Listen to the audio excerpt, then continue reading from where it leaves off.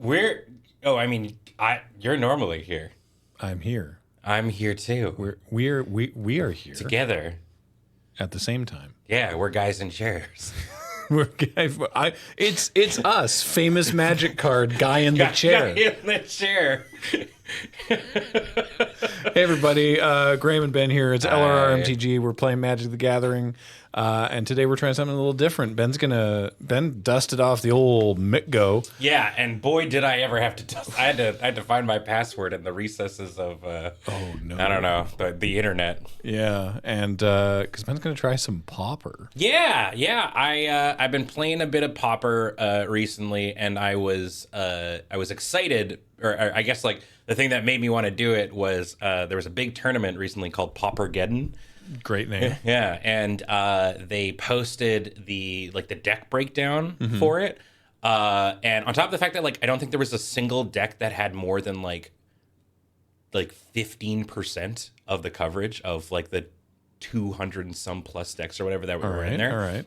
Of the top 8, 6 decks were different. Ooh. Right? And I looked at that and I was like, that's awesome. Format variety. I was like, that's super cool. And I know that I've had so many, there was 1,100 plus players in it. Yeah. All right. So I was like, okay, sounds like it's time for me to learn Pauper, because I've not been a very constructed format person outside of paper in a long time. Pauper rocks. And so I've been, the big part about Pauper too is that it also is a relatively cheap format to play. So the barrier to entry is very, very low. Now, playing on Mitgo, which is what we're doing, certain cards that you wouldn't expect are just more expensive in this than in paper. Mm-hmm. I've probably got a bunch of Battle at Baldur's Gate cards just kicking around and lying around. That was not Mitgo-y. that was not a set that really got to see a lot of thing, right? So, the initiative grabber, the green one, the 5/4 with trample.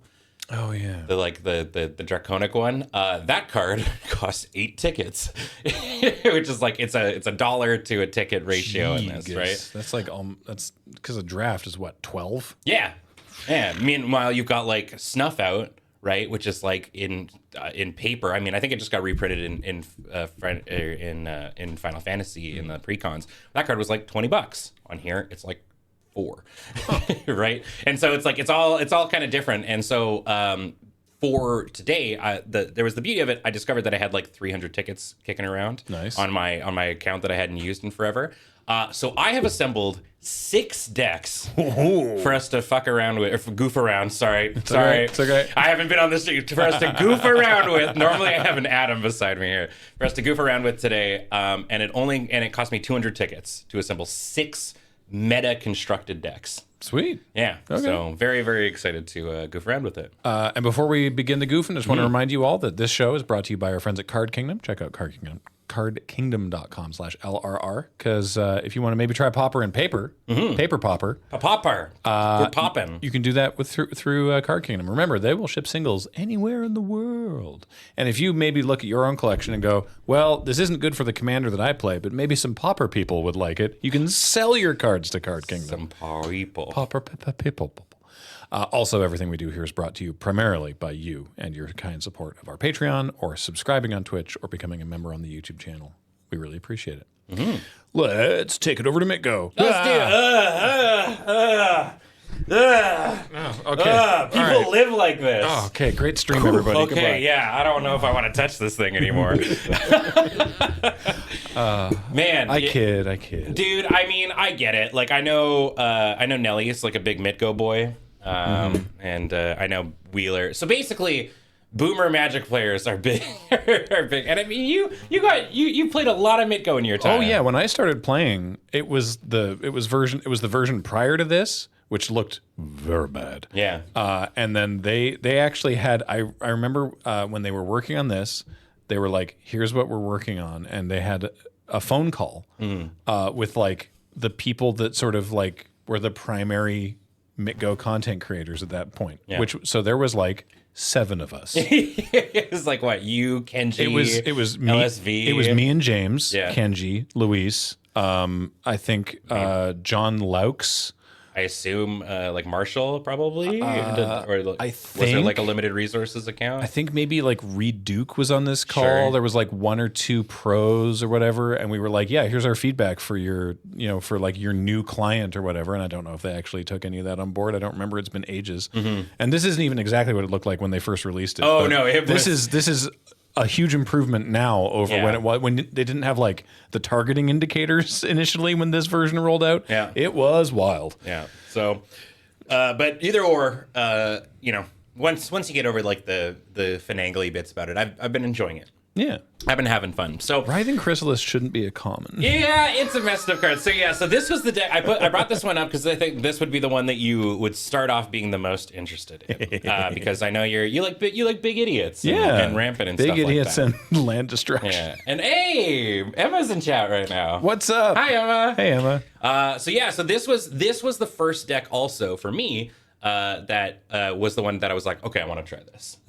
Mainly because people have been telling me the tales of this big idiot. Cascade. Yeah, Annoyed Altasaur is a very, very cool card. And so this is actually there's kind of 2 ways from my understanding that you can kind of go with Gruul ramp.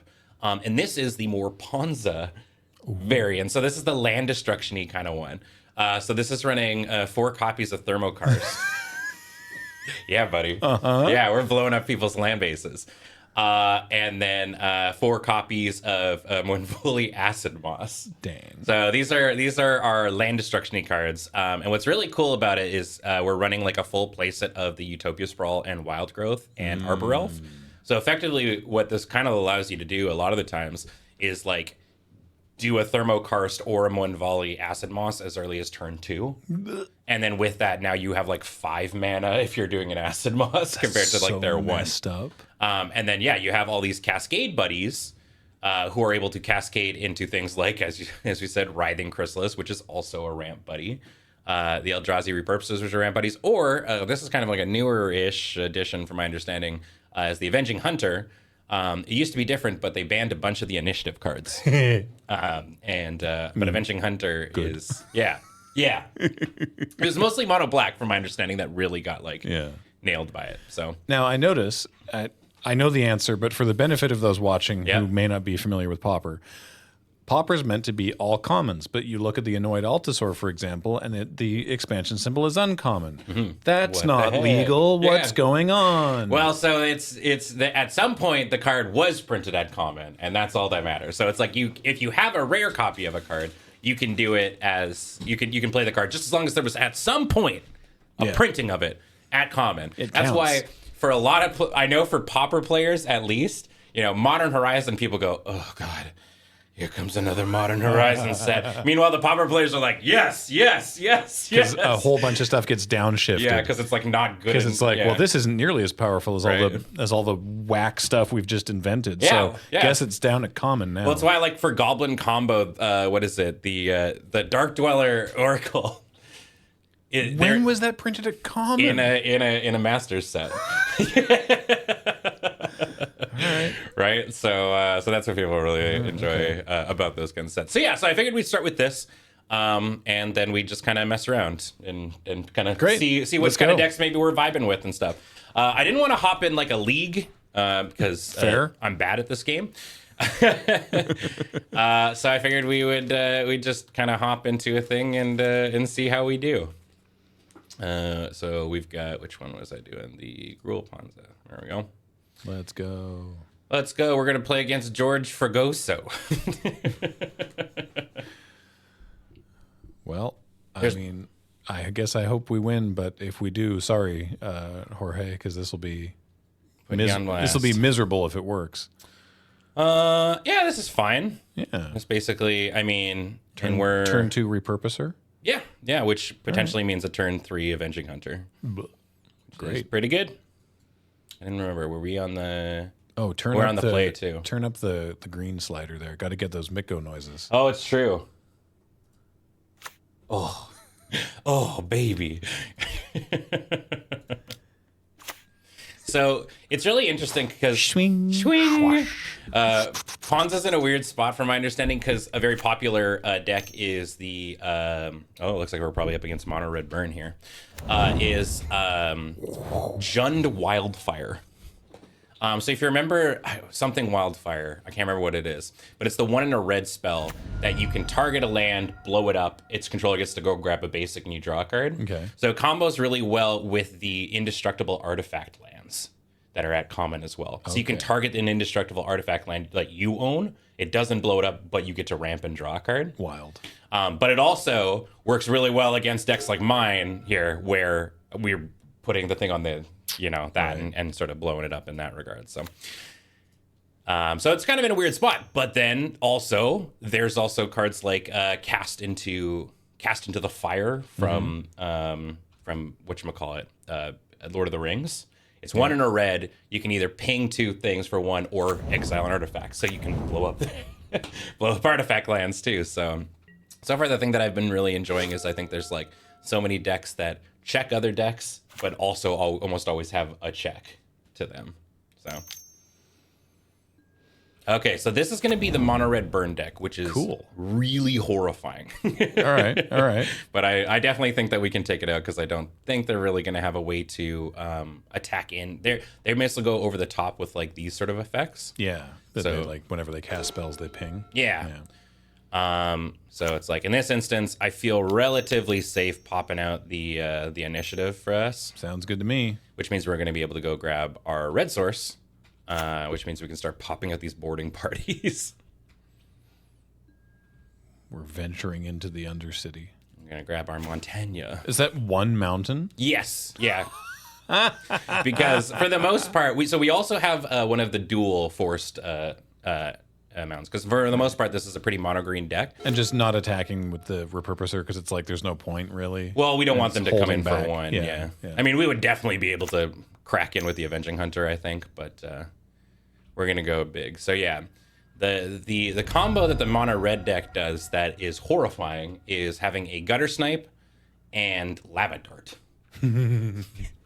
3 damage. It's 3. Yeah, it's 3 damage, but then they can also sack their entire land base to just keep flashbacking it for a bunch of bolts. What up, Raiders? Welcome, hey, everybody. It's the Adam. It's the Sea Chats. The Sea Chats. Here. Welcome, everybody. Hey, Adam. How's it going? Look at this ancient relic we dug up. Yeah. Oh, see, this is a really fun card in the mono red deck. Sneaky snacker. Yeah, because you got so many. You have so many. Whatchamacallit? Oh, they're gonna. Okay, I guess they're gonna, instead of going to face, they're gonna take the initiative. They're gonna come take the initiative from us. Well, you get to take it back. Oh no, right? They won't be able to. I forgot. We also get an Eldrazi on death too. Oh. I mean, that Eldrazi is gonna die. It's gonna die. Oh, and here comes the Fire Blast. Oh, holy moly. No. Okay, they are okay, yeah, they're taking the initiative. Fair enough. I definitely felt like it was safe for me to do this, but all right. It's not even worth blocking then. No. And I mean, we're going to be able to crack it back unless they've got a 1-drop. All right. Real quick, Unas84 with an 87-month resub. Welcome back. Texan Reverend for a 91-month resub. Thanks to Farabender. Achias for 34-month resub, and Hogwarts 1911 for a 19-month resub. Welcome back.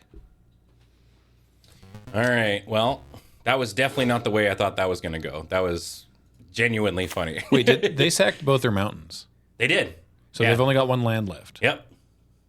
Yeah, they really. That's why I said that. I was not expecting them to Fire Blast to grab it, but I mean, we do have Monvuli Acid Moss. We could. They did just grab one off of Secret Entrance. Oh, okay. So it's probably better just a boarding party. Plus, we might get a Monvuli Acid Moss off of boarding party.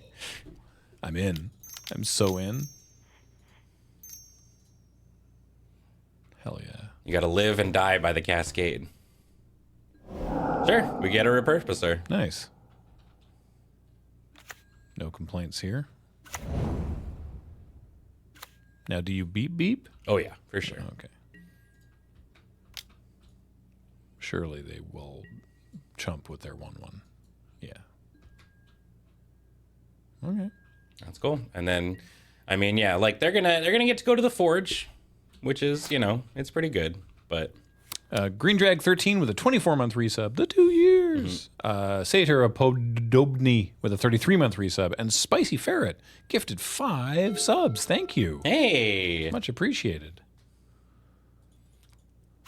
I'm in the loading ready runner. Oh, right. You can make clans on Midgo.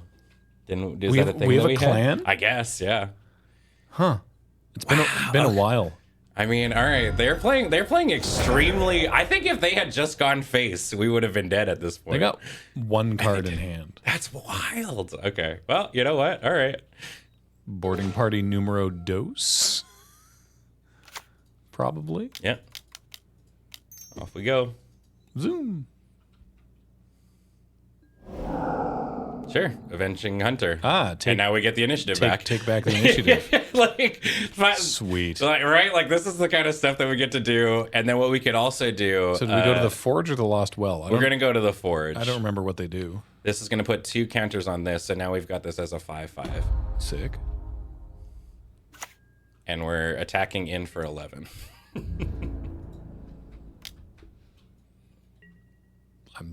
I'm into it.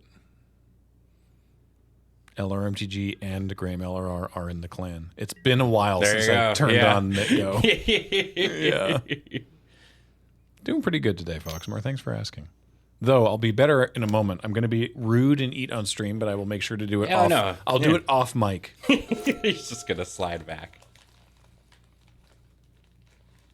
Yeah, this is one of those instances where I was just like, I mean, purely because I wanted us to get the whatchamacallit, the initiative back. I like in other instances, I think I probably would have just blown up their mana base, which may have been the better call. But I think in this instance, now that we've got this back, I can chill a little bit. They don't have that much in hand, and yeah, they're using all their resources to kind of get back on here. So next turn, we've got access to like what is it, 2, 6, 7 mana. If we draw a land, we could blow up their 2 lands. Nice. And trap them for 5. And yeah. Mr. Horrible said, I thought that sandwich was huge for a second. No, it is. It's a big sandwich. It's a big sandwich. Yeah. What kind of big sandwich is it?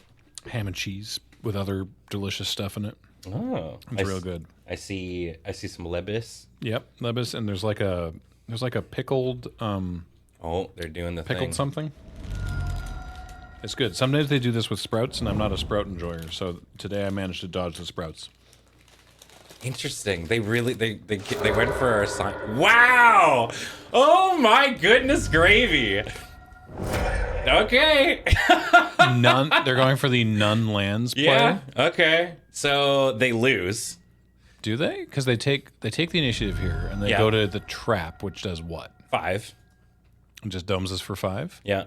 I mean, maybe they don't have a land. So we go to 2. They got no cards in hand. But then we hit them for 11 and dome them for 5. Yeah. Very close. But yeah, we can just go. Oh, gut shot True, is at common, but they have no none, cards in hand. They have none cards in hand. It came very close. To the trap. Trap. There we go. Hell yeah. You can see it's just like... All right, best of 3. Yeah. We get his sideboard. Yeah. It's been so long. So against this one, we've got Weather the Storm, which is really, really cool because it's basically like you keep up 2 mana, let them do all their kind of stuff, and then once they've cast like 3 spells or whatever with a burn, then you cast it and you get to, gain like 12 life. Fiery Cannonade's not great against them because they mostly have like these like X3s and stuff. For the most part, I think we're like fairly favored in this matchup. Yeah, I don't actually know if we need to really change that much. I didn't think that they were going to be as aggro as they were with the initiative. So can't blow up my lands if I blow up my lands. Yeah. There's a mono red version of this too that runs Scred and like the snow basics, and that's where Thermokarst feels like extra good because you're like, and it'll just gain 1 life, which is like the salt in the wound. Let's go Scred. Yeah, Arbor Elf's a little interesting in this. I mean, if our opponent had gone face a little bit more, I think they probably would have won that one. But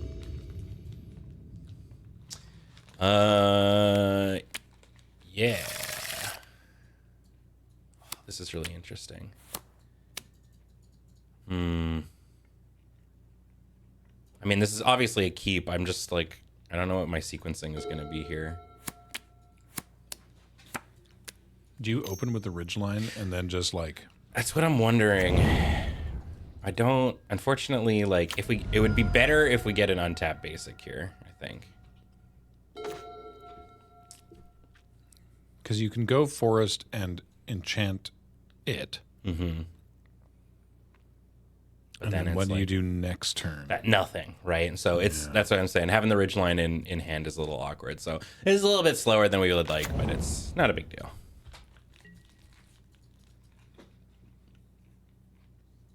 Yeah, that's the thing too. For a Ponza deck, our opponent sure did destroy 4 of their own lands. Like, they were not afraid in the slightest to be pyroblasted. I guess they were just like, oh, it's a Ponza deck. Yeah. That means my lands should be destroyed. Let me help you with that. Yeah.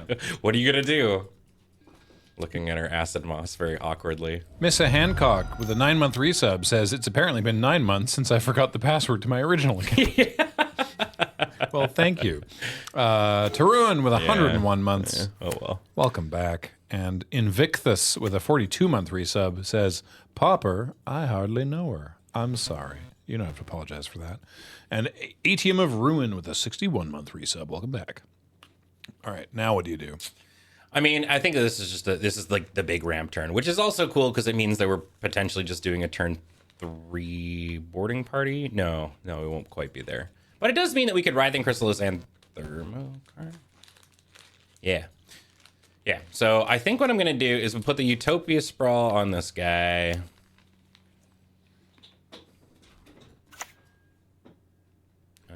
We'll put the Wild Growth on this guy.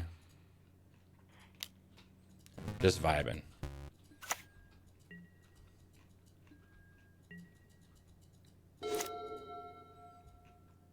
All right. Highway robbery. They're plotting. Oh. Yeah. All right. They're setting up for some free spells next turn. Sorry, Salomon 33.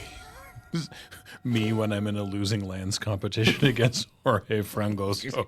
I'm just like the... Oh, okay. I think there's a line here. So it's 5 total mana, right? Yes, but it's like, so Writhing Chrysalis comes out for 4, and we can and it puts 2 Eldrazi spawn out, which means we can hypothetically Thermokarst if I do this in a smart way. I think, but we would have to use the Utopia Sprawl to do that because we can't get double green otherwise. Yes, exactly. Right? Yeah. So like you do that and float, and then do you use this green to cast the Sprawl? I think so. Oh, no, wait, hold on. Because this generates that. But if you do that, Naming green. yeah. Oh, maybe not. Maybe not. Well, hang on. So do that, then you still have 5 mana, and then you use... It might not. It might not. I feel like there's a way that this works. I guess worst case scenario, we get the Writhing Chrysalis out there. I mean, we're going to for sure. So it's like, if this is like, no, because we have to. Yeah, it doesn't work. yeah, we're like 1 off. Darn. All right. Well. That's fine. We were almost there. Yeah. Oh well. That's fine. Looks like we only have 6 mana and a Writhing Chrysalis. Also, they missed a land drop. I guess we could have played boarding party, but no, we couldn't have. We would have been 1 short. Is Graham eating an entire loaf of bread? This place Kind of look like this it. place makes their own bread, Yeah. and they make like giant sourdough loaves, and then they basically like normal ass huge, the kind that you would make in like a Dutch oven at home, and then they just cut those up and make sandwiches out of it. Mm-hmm. So it looks enormous because it is. I'm trying to. It's a big Sammy. It's a big Sammy. And he's going to eat the whole damn thing. Uh-huh. Interesting. Okay. Okay. So now we can definitely do the weird and cruel things, because we can do stuff like this.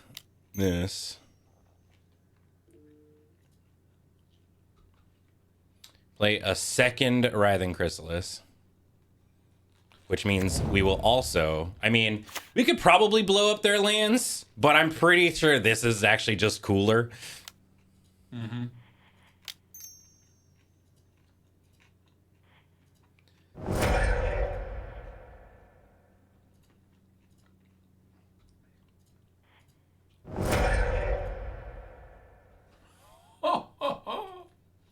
Oh, why do I not have like auto triggers on? Weird. Right click on the trigger. Yeah, right. Anyways, I started blasting. We might also still blow up their land. Who knows? It could be anything. Writhing Chrysalis, man. Oh, it's an Eldrazi repurposer.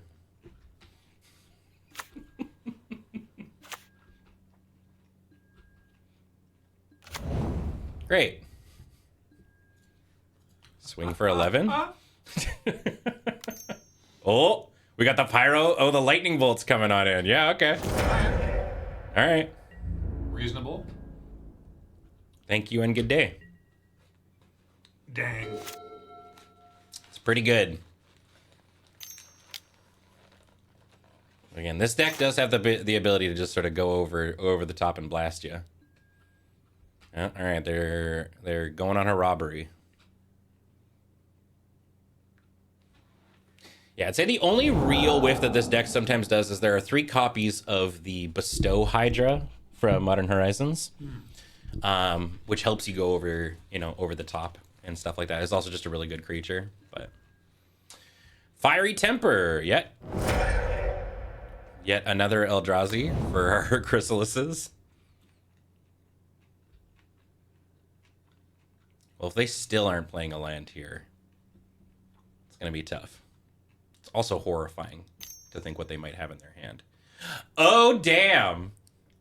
Yeah, all right. Well, I guess we're sacking these. Yeah. Okay, just wanted to see.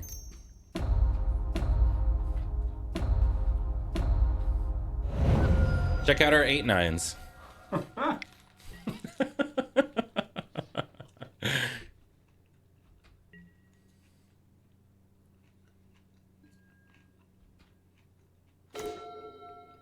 Okay. Slam? Hey, you, what you gonna do? You gotta chump at least one of them. But only one of them. Amazing. Sorry, brother. Oh, no Fire Blast in response.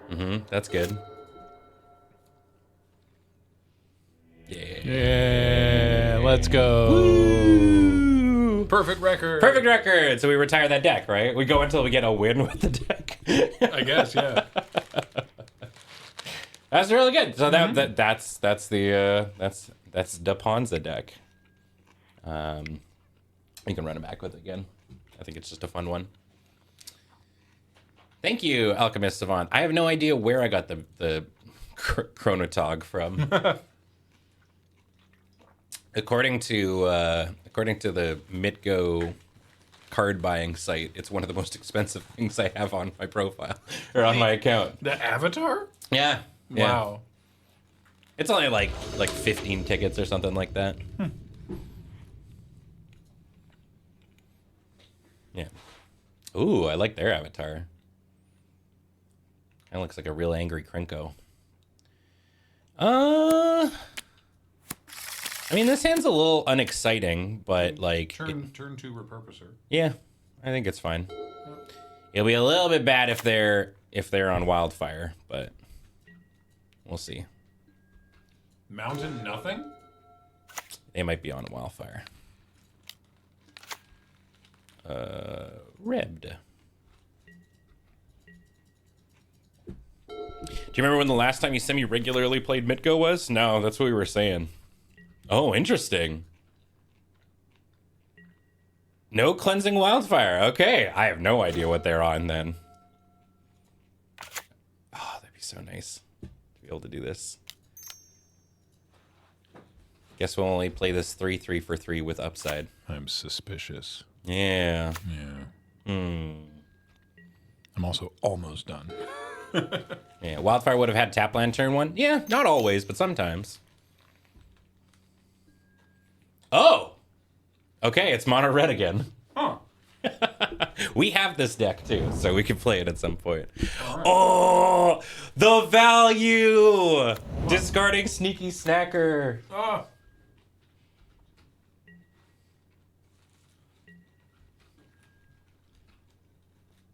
All right, so now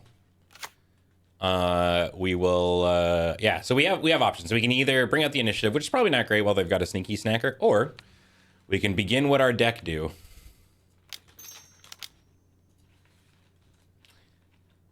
So we get to blow up them, and then we also can go grab this Wooded Ridge Lion.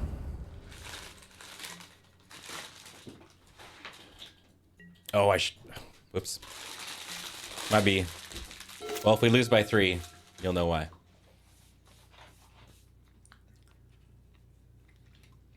I thought our deck plays Big Dino. I mean, this guy? We got Big Dino. The biggest dino.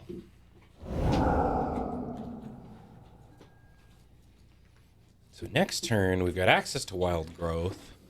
I don't think I was being a particularly sneaky snacker. No, you were big snacking. Very obvious. Okay, they're going face. Yeah. I'm gonna really regret not having attacked there. That's fine. Could you have played Wild Growth last turn? No, the oh, maybe. Isn't that what I drew? Yeah, I could have. That's okay. Might be. We're still learners. Ooh.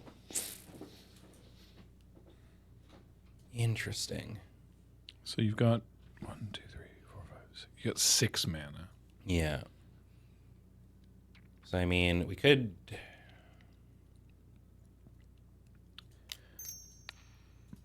I think we do this, which is what I should have done last turn. That's fine. That into Hunter? Yeah, I mean, we just start trading the initiative back and forth. Right. Like, we could just continue blowing up their lands, but...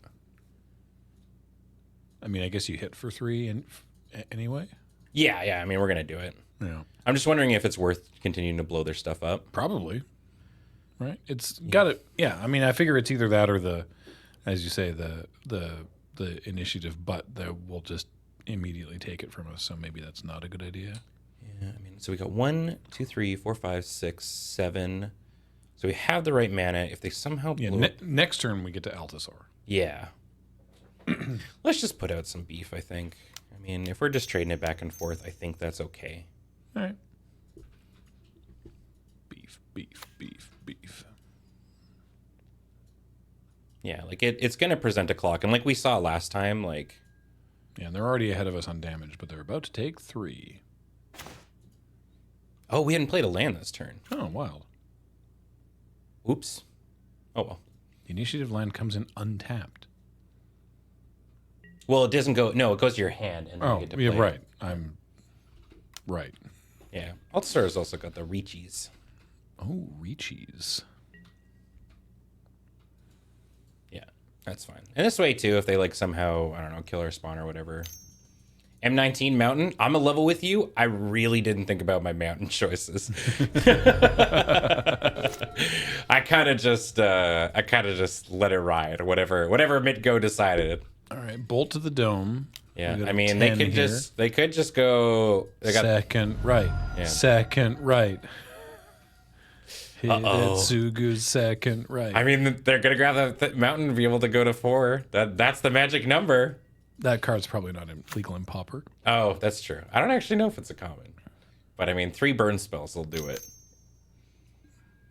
Okay. Oh, not yet. Flamebreaker, Fire Blast would do it. Yep. and be pretty cool. Okay. They plotted a highway robbery. Won't be spooky. Oh. No, it's not quite enough to just kill him. So surely you just... Wait, do you do this first? Or I guess it doesn't matter because they're tapped out. Yeah, well, you also want to do when you're doing the Altasor, you want to do pre-combat because there's the chance that you cascade into the boarding party, which has haste. Right. Instead, we get a Utopia Sprawl. Sometimes you low roll. Oh, well.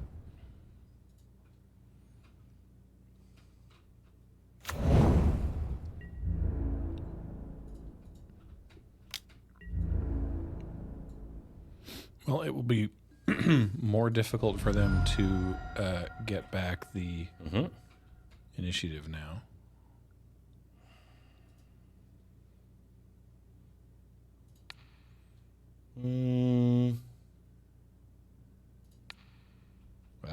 Keeps it at a fire blast range. I think that's kind of the key. Yeah. What's the Lost Well do? Scry 1 or 2. Oh, we're dead. So they got one free spell. Yeah, so that's a bolt. Now, do they have a Fiery Temper to discard? Oh, no, they already discarded, didn't they? Or no, they haven't yet. Yeah. Now they're about They have a Faithless Looting in the bin, but they don't have the mana to... Oh, they've got a Lava Dart. Yeah, okay. Wait, is that... Yeah, sure, we'll let them do it. Yeah, I actually don't understand. So Lava Dart has the flashback for the spell is just sack a mountain. Oh. So now they can cast it a bunch of times and... I see. Yeah. So they just keep looping it. Oh, they had a...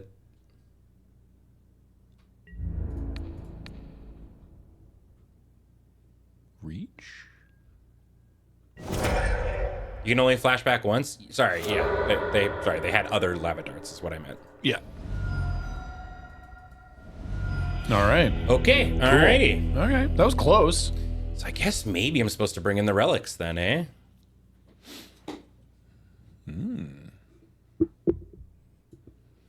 No, I don't think they were being a butt. Sorcerer. Oh, wait, didn't I bring in the Wither of the Storms? Last match. Yeah, did it No, this is game 1 of a new... Oh, it resets your deck. Yeah. No, sorry. I thought for some reason, because this is also mono red, we were still in that same match. Right. Perpetually playing against mono red all the time, forever. Sorcerer with 117-month resub. Welcome back. Elliot Orm95 with a 4-month resub. Have my capitalism money. Keep doing what you do best. I appreciate your capitalism money. And Colonel Kreiner with 100 months. So yeah, I don't actually know what it's probably we'd get rid of the Arbor Elves. They just have so much burn that Arbor Elves just sort of feel bad in this, and then could probably go down like 1 Acid Moss. I don't know. Like my sideboarding muscles are so atrophied at this point that I have no idea. Yeah. We're limited gamers. That's pretty good. That noise. Turn 2 Thermokarst. Sounds good to me.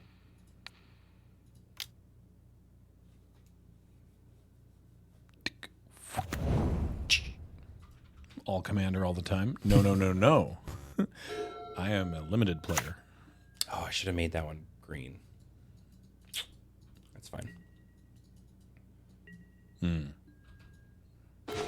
Because if I made that green, what I should have done... Then you could do Utopia Sprawl and... Yeah. Wait, this still works.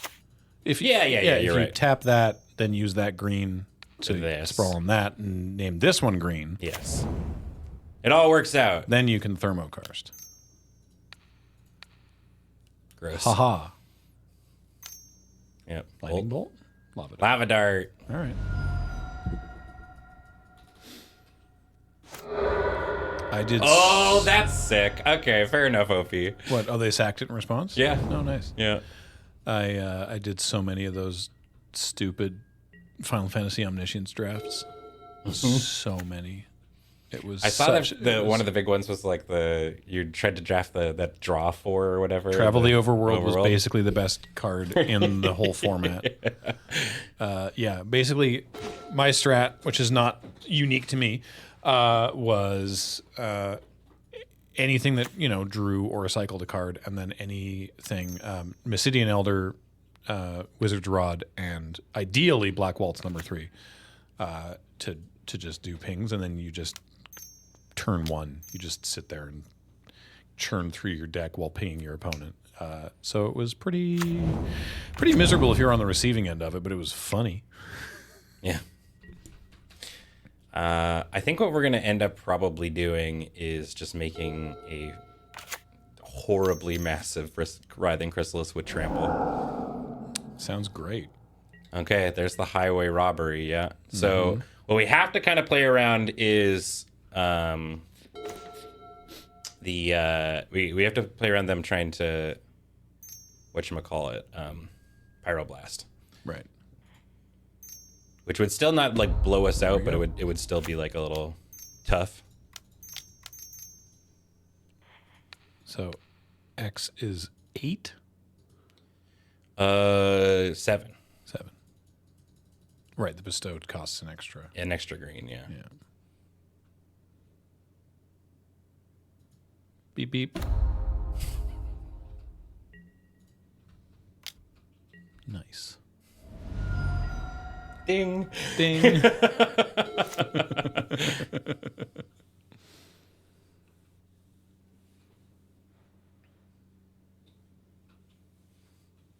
Let's see what happens now.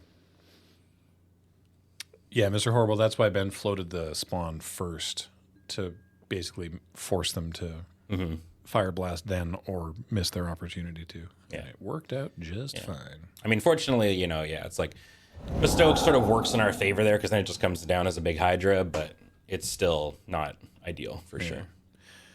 You just subscribed. Benjamin just subscribed. Gifted by Pleonastic Tautology. Thank you. Thank you. Fiery Temper is really fun seeing Fiery it. Temper. It was one of my favorite burn spells from back when I really played Standard, which was the Shadows over Innistrad Standard. Yeah, let's go. Shadows over Innistrad Standard, where I played the Fevered Visions counter burn deck. Oh, yeah, okay. It was really cool. It's like, Draft Chaff, Fevered Visions. Do you remember what it does? Fevered Visions was... Is it an enchantment that does stuff? It's not Burning Vengeance, but it's kind of a different thing. It's like if you get a number of cards in your hand, it cares about the number of cards in the hand. Yeah, domes the opponent. Exactly. Yeah, you're right. So at the beginning of each player's end step, they get to draw a card. If your opponent has more than 4 cards in hand, they take 2. Ah, right. Yeah. Okay. So you do that in combination with Thermo Alchemist. And various effects like that, and it was very fun. I had a question actually, real quick while we're in sideboarding. Yeah. Relic of Progenitus, is Lava Dart an instant? Yeah, right? It is. So I guess it doesn't really. It's not great for us because they could just do it in response. I guess maybe it's not the way to go. I don't know. I mean, our deck is feeling pretty strong against this. We could leave 3 Arbor Elves in there, right? Maybe just Weather the Storm is good enough for us. The Arbor Elves feel... It's tough. The Arbor Elves feel extra bad against them when we're on the draw. Yeah. Right? I guess it also does deal with the Sneaky Snackers, too. Cast into the Fire... Oh, that's true, actually. Cast into the Fire also kills Sneaky Snackers. But yeah, you're right. You're right. I was curious. No, I think you're right, yeah. Turns out Lava Dart, pretty good card. Mm-hmm. But yeah, the Arbor Elves are tough. I think when we're on the play, the Arbor Elves feel better, but well, we want the Utopia Sprawls and Wild Growths because they can't really interact with those. But Arbor Elf with a Utopia Sprawl or Wild Growth is Devoid is sneaky relevant in Pauper to Mrs. Hydro/BEB. Yeah, so Emma, Hydro Blast. Don't understand what you mean. Oh, and Blue Elemental Blast. Yeah. Okay, thank you. I recently getting into Pauper, I had to learn the difference. because they say pretty much the same thing. Oh, between Hydroblast and Blue Elemental Blast? Yeah. Yeah. They're different in ways that that matter, but are very fine. Yeah, it's specifically, what is it? It's Hydroblast and Pyroblast can technically still target a non-blue or red spell. Right. It just doesn't do anything. It just doesn't do anything. But sometimes that's relevant for like spell cast, like for example in the mono red. And the deck, other one right? can't too. Yeah. Oh, you don't have to apologize, Emma. I'm the one with the soft brain. Here's something I just figured out that's relevant for Edge of Eternities. Learned this yesterday during the early access event. What do you think on this one, by the way? Is this fast enough? We don't really have anything that we're like instantly getting, but we do have like. We're on the draw? Yeah. I mean, we could draw. There's lots of good stuff we could draw into. Yeah, let's keep it. Okay. Yeah. I'm with you. Monoist Circuit Feeder is the 4/4 flyer for 6. It's an artifact creature, squiddly thing. Oh, yeah. And when it enters, a creature you control gets +X+O, and a creature your opponent controls gets -O-X, where X is the number of artifacts you control. And it's an artifact, so that'll always be 1, right? But basically, your creature gets power pumped, a creature of theirs gets toughness debuffed. Down. Right, yeah. Equal to the number of artifacts you control.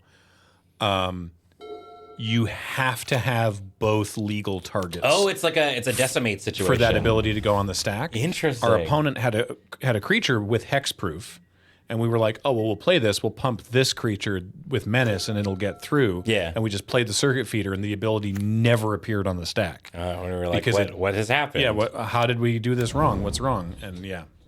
That's wild. Yeah. So, pro tip for you when EOE hits Arena, you need to have both targets. That's wild. Yeah. I was like, I would not have thought that. I was like, a bug? And then I was like, before I do this, I'm going to go read the release notes. Yeah. And under that one specifically, it was like, by the way, this will only work if it's like this. Oh. I mean, in your defense, this was yet another set where there was a day 1 errata or day 0 errata. Yep.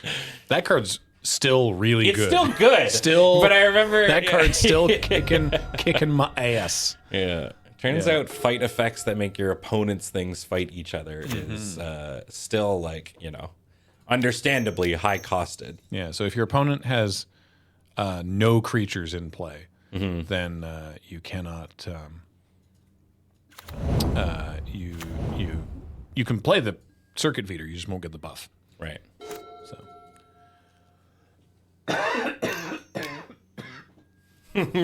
Yeah, Pyro, I assume. Oh man, people were really keen to tell us about that. We were like, we knew that card was in Kathleen's deck, and we were like, we'll bring it up when it comes up naturally in gameplay.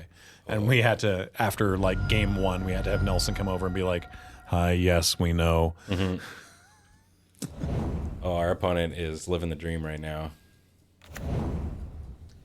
Fortunately, we do have... This card has Reach just buried way down there, by the way. It's hidden between 2 other more interesting clauses. Yeah. Well, we get to play Boarding Party if we want. Yep. So, yeah, in total, we currently have 8 mana. Yeah, and who knows what we could... Who knows? It could be anything, really.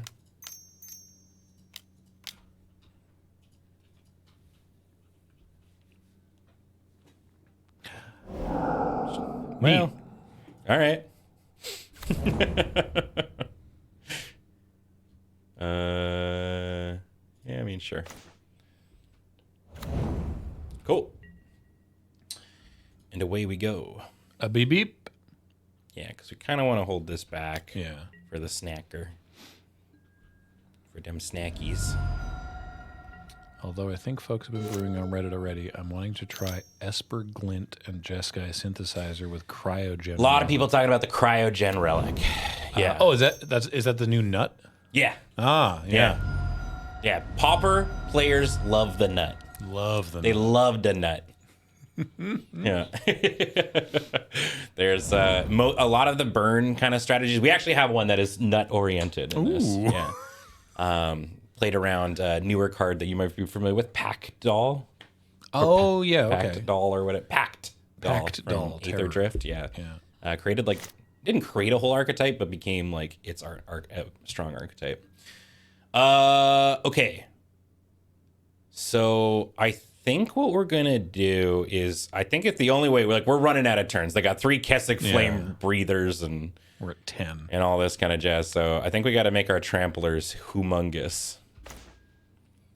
Is the plan to just make Nyxborn Hydra go burr? So yeah, it's really tough. Like I'd like to put it on the boarding party, but they It's have very weak too. I mean, they've only got 1 card in hand. they have 1 card in hand and 1 mana. If it's a bolt, Yeah. then it's bad for us, right? But it has to be exactly that to stop it. Do you do the spawn tokens thing? Well, Fire Blast would also do it. Oh sure. Yeah. Do you do the spawn tokens thing where you get Writhing Chrysalis out of Fire Blast range and put it on the Chrysalis? I could. I don't know if that's enough. But I think that's probably the safer play. Yeah. They've got 9, 10, 11. They've got 11 total toughness. Yeah. But they'll have to block with some of it. I have to block with a lot of it for sure. Yeah. Okay. Well, I think you're correct with the Writhing Chrysalis. I think we just have to alpha here. Yeah. They clearly have something, but I don't know what. And they could just kill the boarding party. That's the thing, yeah. Which would be bad. Bad news bears for us. Is there going to be a fam jam for Edge of Eternities? I think so. Probably, yeah. Honestly, we're release really, days next week. we're not thinking too far beyond the subathon. Yeah. Oh wait, yeah. I guess actually I guess fam jam would be during when the subathon is. So I guess not. Oh, yeah. Right? We are doing like a Magic Day. Yeah, we're definitely playing some Magic. Yeah. What do they got? What was It's 1 spell. What was your spell? So you're presenting 18 points of trample damage. So they got to block with some of those flame breakers. It was a single lava dart, Okay. and they're choosing to go face with it, All right. which is going to. Could be dead because if they flash it back, we take another 4. Yeah, I think they can. I think they they can can live this. block enough. The sneaky snacker lives. Yeah, we're just dead here. Yeah. We were correct though. I mean, Yeah. we would have got blown out by the thing.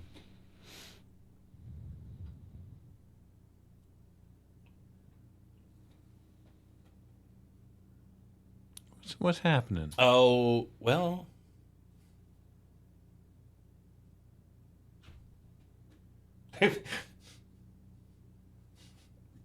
No, go back to those other Go back. blocks. I like what you had before. I like the other blocks I better. like what you were showing us. Aw. Ah, damn, yeah. All right. They mathed it. Yeah. Yeah, and then they just get us for 2. Yeah. All right. Okay. GG. GG. All right. Yeah. So that's Ponza. Cool. Yeah. Do you want to do? Okay. What name calls to you? What's Goblin Combo? Oh, interesting. Okay. This is one where it's gameactions.deck. So this is a Goblin combo list that probably revolves around a combo that you might be familiar with involving First Day of Class from Strixhaven. Whenever a creature you control enters this turn, you put a +1/+1 counter on it and it gains haste until end of turn. And then you learn, which means you get a lesson, but if you don't have a lesson, which you do have some lessons, but if you don't, then you just rummage. The key thing about this is, so basically for that whole turn, anytime something enters, it gets +1/+1 counter. Alchemist Savant says, oh, this is where we kill the one guy over and over again. Huh? So Putrid Goblin is an infinite with a sack outlet because it comes back in and does it. Oh, wow. Okay, yeah. So right. and we got our good friend Skirk Prospector. So that's infinite mana. And then you can do all kinds of things with it. For example, we've got makeshift munitions, and then once we've got enough mana, launch the Putrid over and over. There was a new addition, which is not actually a goblin, from Tarkir, which is Stormstreak Feral, which is a 3/3 flyer with haste that has fire breathing. Right. So you've got infinite mana. Okay. Scary also Soft. We haven't done a mono black deck yet, but we do have one upcoming. Yeah. And there's also Flame Weave, a Wave Evoker, which you can just tutor for with Goblin Matron. Okay. And yeah, that's the combo. That's the deck. All right. I'm in. Yeah, it's this I will say, having only played this like once or twice, this is a deck I wouldn't play on mid-go. Oops.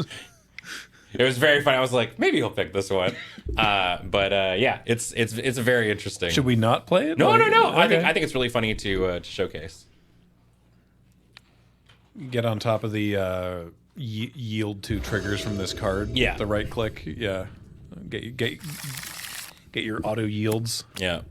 This is actually a pretty decent opener. All right. And we're on the play. I love that for us. So nice. Yeah, so you've also got, as we talked about, Dark Dweller Oracle, which also allows you to effectively draw your entire deck. if that tickles your fancy. One of the big things about this deck though is also getting enough black mana to do some of like the, village righty style effects. Oh. Brother, why am I running Bloodfell Caves? You gain a life. I guess I should probably be running Geothermal Bog. I don't know. Because it's for the subtypes. Yeah. Who can say? Okay, so I think we're just gonna run out the Pilferer, and we're probably gonna eat it to village rights. They could be Rakdos Madness Burn. It's one of the more popular ones, from my understanding. Fun, love that. Seen a lot of burn today. The Pie Dude 99 with a 2-month resub. Welcome back. Hey, thank you. Thank you. Ooh, this might be the Jund Wildfire. Although we're not seeing any of the indestructible lands, so probably not. Jund, you say? Ooh. Love Jund. Turns out Burn's really good, yeah. Pauper getting this year or next? I mean, I'll level with you. A bunch of us were already looking at CubeCon at some point. I've heard nothing but good things about it. Mm-hmm. Oh, this is a reanimator list. All right. Big fan. Yeah, I mean, that's pretty good for us if we can get going quickly. Because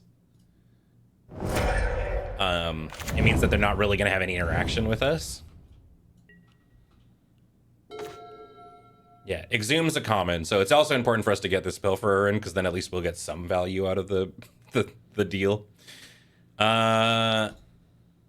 So we can either Goblin Matron to go grab another piece of our combo, because we have one piece already. Mm-hmm. Or we could Dark Dweller. We've got so many options. There's also just like Faithless Looting, because we've got 2 first day of classes.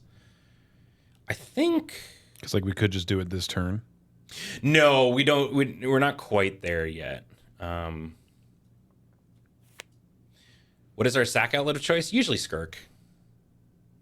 Oh, actually,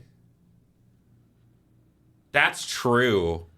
Ooh, Twitch chat, you're kind of cooking. Mm-hmm. Because we know that they're going to be like a reanimator deck. Mm-hmm. If we pitch our Goblin Matron to Faithless Looting, we can exhume it out when they cast exhume. Because exhume means both players get to do that. Oh. That's actually kind of tight. Oh, there's the Putrid Goblin. There we go. Okay, so now I'm like less inclined to get rid of our Goblin Matron. We can pitch 1 first day of class and maybe just the other Faithless Looting. Yeah, that's probably fine. And then, yeah, we could just run out this boy.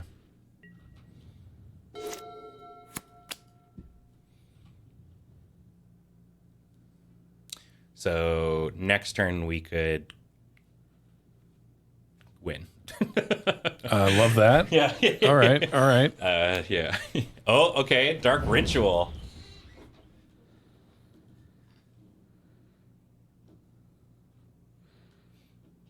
Living End is not common. No, but Living End, they that is sort of a deck in that they cascade into Exhume. Okay. Yeah. Okay. Oh, that's why they're running Bog and Mire, because they're swamps. Yeah. And so they can get them with the troll. Is it just a Zombify? Oh, Dread Return is the Pauper one? Oh, okay. I didn't realize that was common at some There point. it is. Oh, look at that. Okay, so they got the Ulamog's Crusher out. That's okay. We win. We win? I believe so. I'm very excited to see these game actions occur. Oh, wow. We don't even need to tutor for this. That's wild. So what we can do... Am I 1 mana short for this? No, we're fine. So...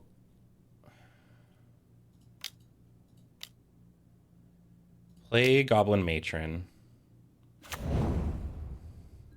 This is where Ben starts sweating and shaking when he's playing combo on camera. Grab a Skirk Prospector. Play Skirk Prospector. Then you sack Matron. Yeah. I mean, you can technically also sacrifice the Putrid Goblin. Right. And just do it in response to its trigger. Right. I believe. Maybe not.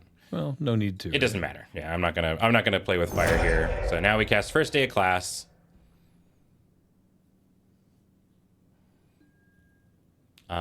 And just in case, because it took me forever, here's where it shows up for your sideboard. It was hidden up there. And so yeah, so now what you can do is you sacrifice a goblin. It comes back with Persist, which gives it a -1/-1 counter. But then the First Day of Class puts a +1/+1 counter on it.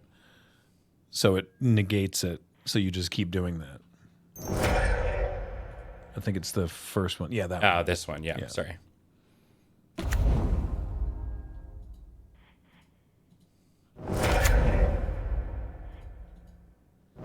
Our opponent has also now yielded to these triggers. Yeah. So, I mean, this is the instance where in paper, You they're just, you just say, you go I like, do this. hey, look, I've got this. And we'll see if maybe they're good or if they're actually, or not good, but like, you know what I mean? In paper, you would go, yeah, okay. Okay, Yeah. perfect, yeah. So yeah, and for those who can't see it, this card lets you, for 8 mana, deal 5 damage to your opponent's face. So yeah, so you just keep looping Putrid Goblin, generate enough mana to hit them, to, I guess, 12 mana, then hit them 3 times, or 4 times. Yeah. Wild. That's the deck. And so that's why a lot of people are like, they come into Pauper and they're like, this like feels like Legacy. Like, but the things you're doing are kind of wild, right? So we're up against a Reanimator list. So this is where the spell bombs are really, really good. Yeah. I mean, there's like, we have a bunch of like spot removal that we can do too. What is Extract a Confession? Not that I'm suggesting it. It's also an interesting one. So you can collect evidence 6, and an opponent sacrifices a creature of their choice. If the evidence was collected instead, they sack a creature with the greatest power. Right. So it's an edict effect that also, can be better. It's actually not bad against this one either.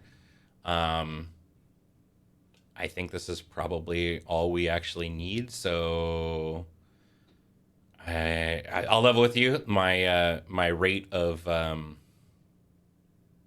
whatchamacallit. I actually don't think we need these.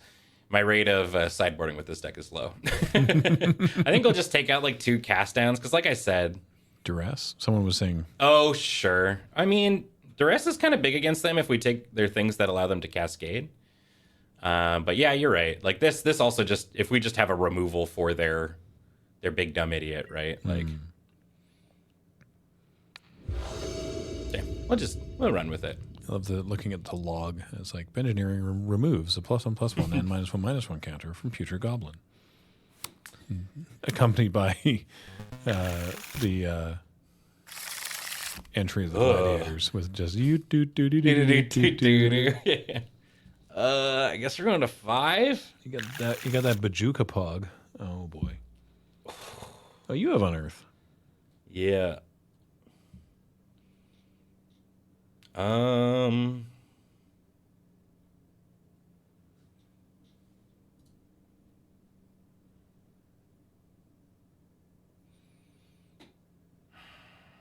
I mean, so these are our combo pieces right now. We could always kind of go find them. We need our lands. That's like another village rights. Yeah. Yeah.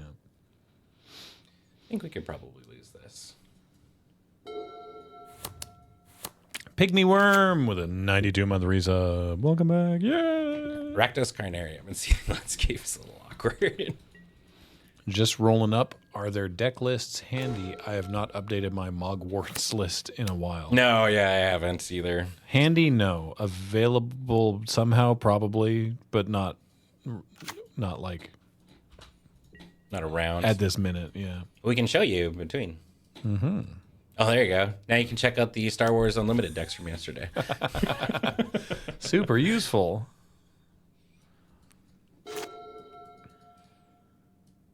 Yeah, I think this one's going to be a slowy rolly for us. I mean, they could just exhume right now. I probably should have Seething Landscaped. Oh, yeah. Wait. Oh, yeah. Yeah, it's just happening. Here comes the troll. Top deck removal would be pretty hype. But... Oh. We're going big mode.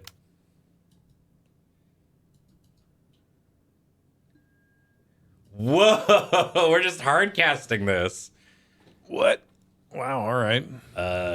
Yep. Well, Create that many Eldrazi spawn, you say?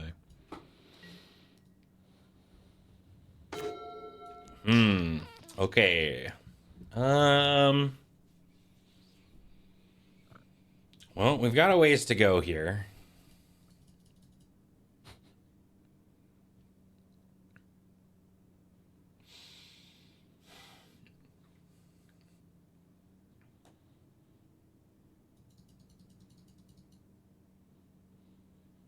Is it just Carnarium Pass? I think so.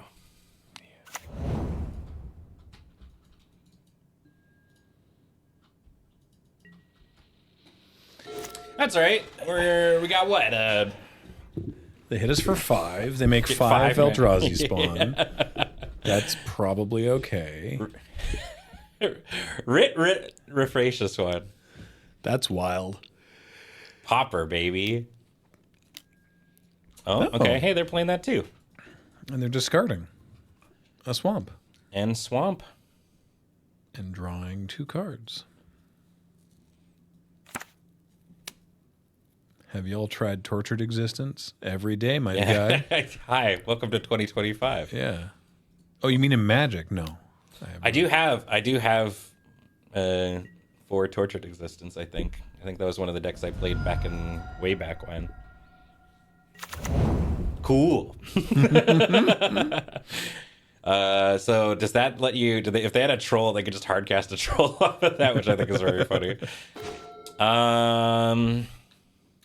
Boy, howdy. So we've got the Skirk. God, this thing having trample is brutal.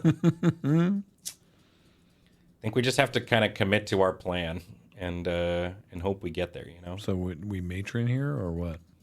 Is that what you mean by commit to the plan? What do you mean? I don't know what the plan is. I guess the combo, you know? I don't know what our plan is to get there. We could Faithless Looting right now. Because if we get a red source off of that, we could play the red source. And then Dark Dweller. For a spell. I don't know. Is that good? I have no idea. Probably not. Yeah, I mean, we need lots of red to be doing the things that we're trying to do, but...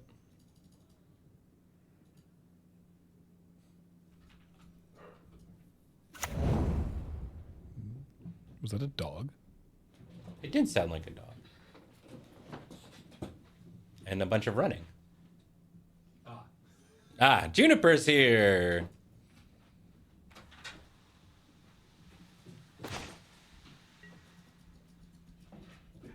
Dog.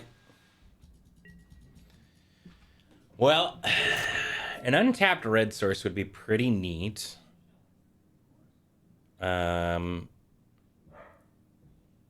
But I think if we top decked a what is it, first day of classes or whatever, I think we just win.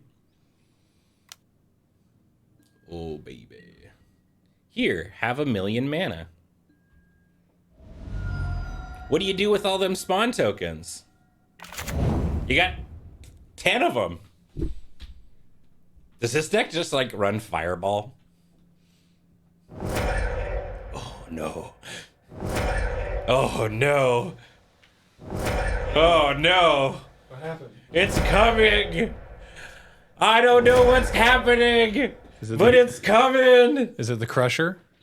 Well, okay, 5, 6. I was wondering if they maybe just had Fireball. Oh. Okay. Yeah, it's the Crusher. It's the Crushinator. So I was saying, I think if we topped decked last day of classes, we could just win. That would be sweet. If we don't, well, Well, we're in trubs. I mean, do we Faithless? Oh, well, we've played the land now, so I guess we can't get a second red source. I probably should have first. You're But right. you could Faithless and discard Skirk and then unearth the Skirk Yep. if you had to. Is that enough? I don't know. Yeah, that's true. I mean, we're gonna die to combat. Wait, no, this doesn't have trample. No, it does have Annihilator 2. Yeah, which is pretty bad. It's pretty bad. It's not great. He's not great. Murph EP with a 51-month resub. Welcome back. Murphy EP. Jessica the Black for a 9-month resub says, I'm American. 1 million mana is barely enough to cover my medical costs. I'm sorry. That's okay. Maybe we can, if we can just live a turn, maybe we can do it. And the Andu with a 25-month resub.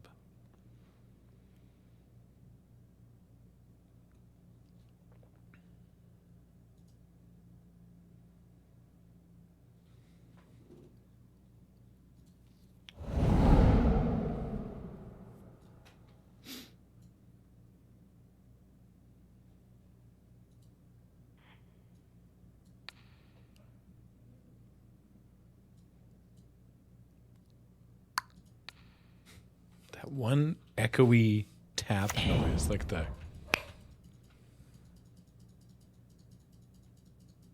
Okay.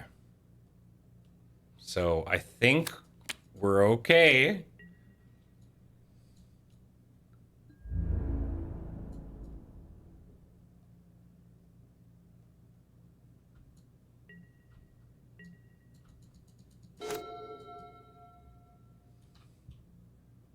Skirk, sack matron, unearth matron for more red. Yeah. Oh, maybe I did have the win there. No, but I used... I think I misplayed, but that's fine.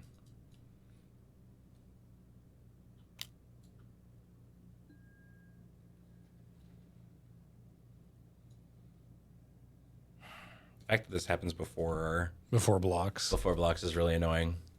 So, like, you can sack the goblin, and it will come back, but then it would die again, and we need it for shenanigans. Yeah.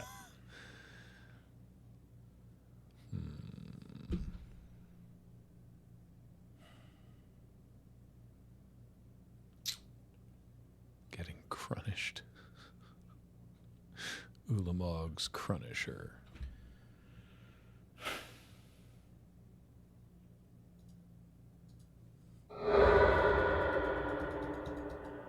We might...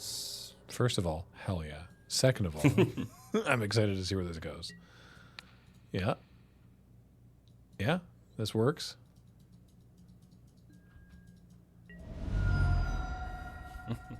Yeah. Your spawn. 5 spawn, yeah. Damn. Holy crap.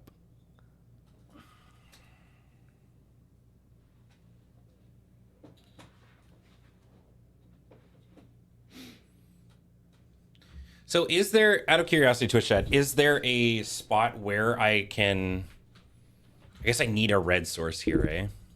A red source would do it? Yeah.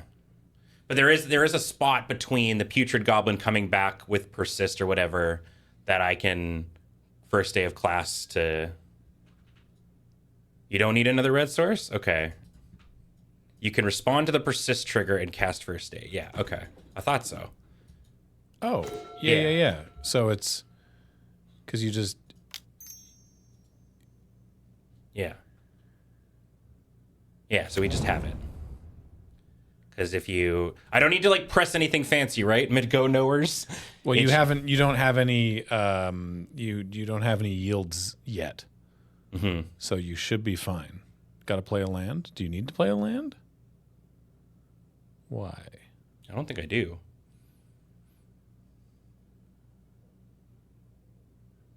Oh, right. But I will need... Yeah, the land... It's a single insight and a dream, basically. I mean, we've got Faithless Looting as well. Okay, so you sack the Putrid, right? Yeah. No. Yeah. Yeah, So, you okay. sack it for okay. the red. Okay, hold on. Let's just run through it and we'll find out where I messed up. Because we sacrifice this buddy in now- response to the Persist trigger, play first day. Yeah. We also are able to grab our Scry 2, draw 1. Ah! Well, that will do it. They exiled it. They had the graveyard hate. Well, you know what? I'm pretty proud. Fair enough. It was funny that we What did. is that zombie? It's a decayed zombie from. Also, yeah. Wait, hold on. That's not what the decayed zombies look like. Yeah, that's from Odyssey. Whose zombie is this? What the? Pardon me? Hey. Maybe Duress is actually fine in this matchup. Huh. Wow. Did Rotten Reunion have does Rotten Reunion have flashback? Yeah. For 1 and a black. Does it? Yeah. It was there when you moused over. Oh, did it? Oh, there it is. Oh. That's pretty tough. Okay, we just gotta be faster. Honestly, the fact that we were able to do that off a single mana is kind of tight. Then yeah, I think it's fine. Odyssey was 24 years ago. It'd be weird if it wasn't decayed. Yeah, like the card itself, the token is moldy. 24 is not old. In Magic, it's ancient. Okay. Yeah, we can keep this. Sure.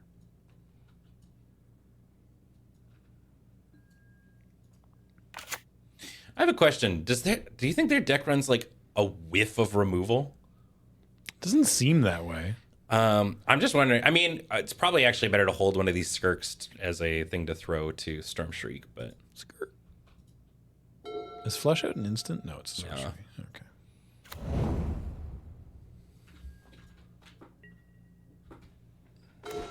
oh, even better. There we go. I feel better about my decisions.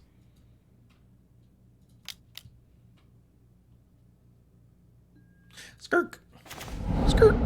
Oh, the matron and another Skirk. Okay. Would have liked No the mana lands. though. Yeah. Well, if we learned one thing, it's that we only ever need 2 land.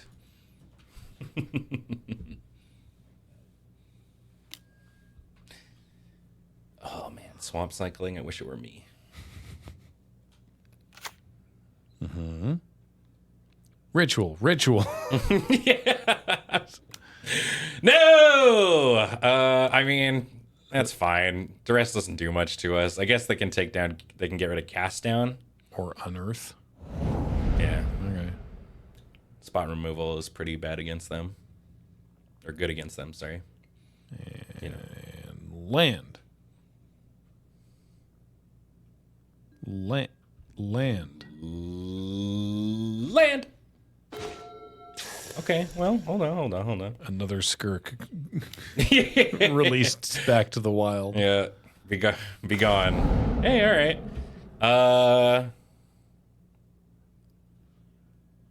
Yeah, I was gonna say it's either that or the swamp and unearth, I guess. But Yeah, currently we're not under a lot of pressure.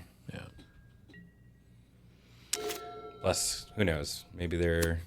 I guess it's not Exhume, it's Dread Return, as we've seen. So I'm not I'm not defending it. Sorry, this is unrelated. This is a discussion from chat. The reason that you're seeing Spider-Man and Avatar reveals is because it's Comic-Con this weekend. Yeah. And so they're doing a big panel at Comic-Con for all makes sense. for all the nerds. I include myself as one of the nerds that are at Comic-Con. It doesn't make it any less annoying to be seeing spoilers for the next set when this set hasn't even released yet, and I get it, but that's why. Oh, right, the Spider-Man welcome decks. I forgot about that. Hey, welcome decks is why we started playing. I think we're one off of just having it right now. Because you need the putrid... Oh, wait, so if you play Skirk, play Matron, then go get putrid and sack Matron. You don't have enough mana. Yeah, we're like one off. All right. So we kind of just... I wanted... It would be great if we could go now because they're tapped out on black. But, but yeah, I think we just slam the matron. Michael's eyebrows.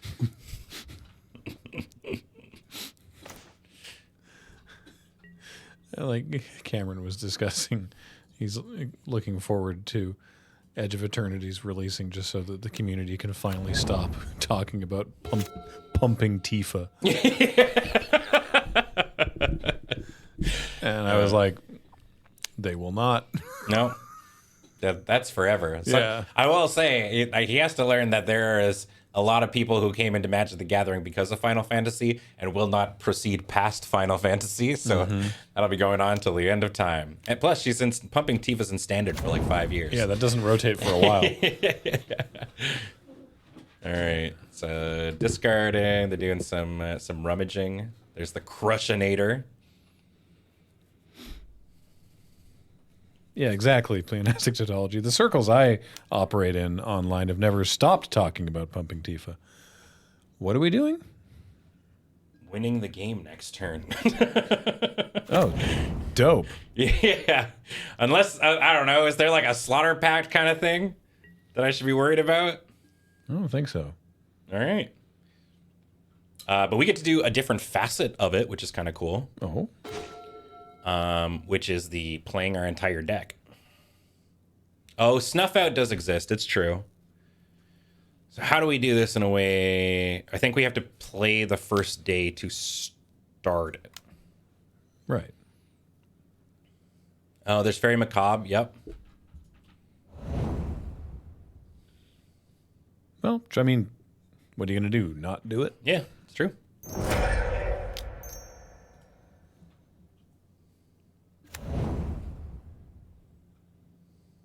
Yeah, you got 2 prospectors, so.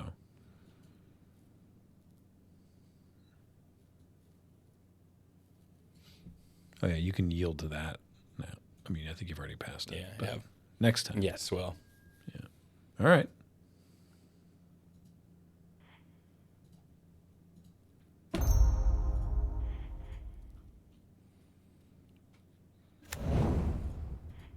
I think we're just there. Let's go. So this is one of these things where if they've basically yielded to it, so they're looking for us to demonstrate that we've got something. So now we can do the Dark Dweller. Right. And so now it's like, now we're like, okay, you know, I mean, this is where I would, concede. Because effectively now what we can do is make infinite mana, draw our entire deck with the Dark Dweller, which gets us any of the, you know, things that we've seen, for example, the Evoker, that we can just dome them or whatever.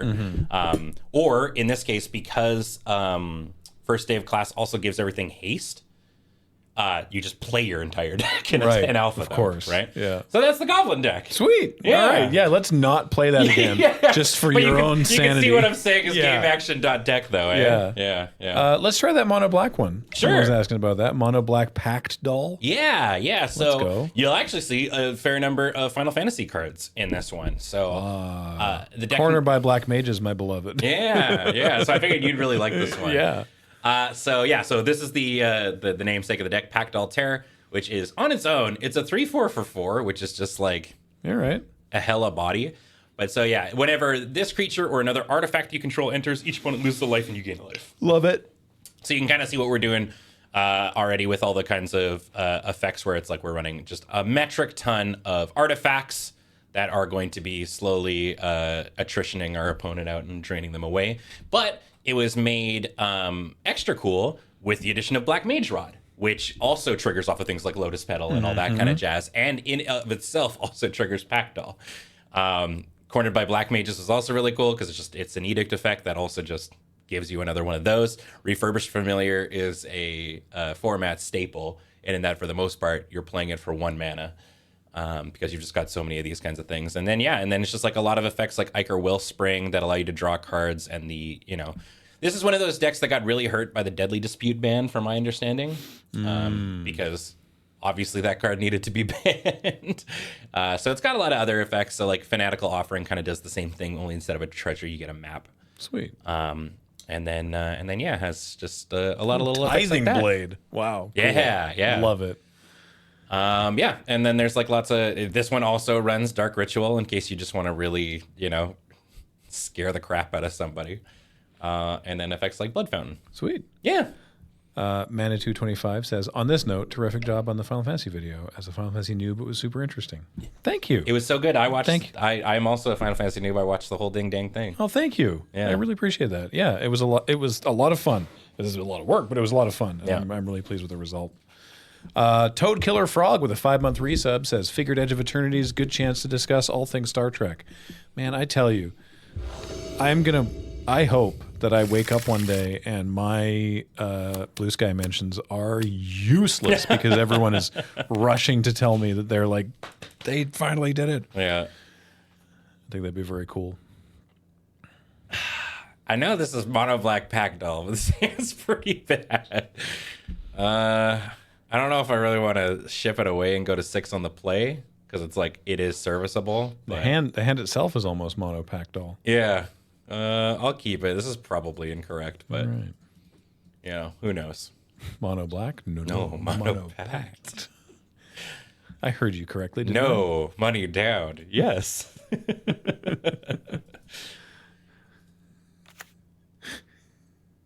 I think we just kind of keep these things though. Did you see, who was it on Blue Sky? They were doing that meme with, because Hulk Hogan died. Yeah. And it was, Spoilers. and it was, hell? Yeah, brother. It's like, oh, no. They got that wrong. It's not hell yeah, brother. It's hell yeah, brother. It was like, Jesus. It's Ooh, Lotus Petal. so quick to it. Oh, my God.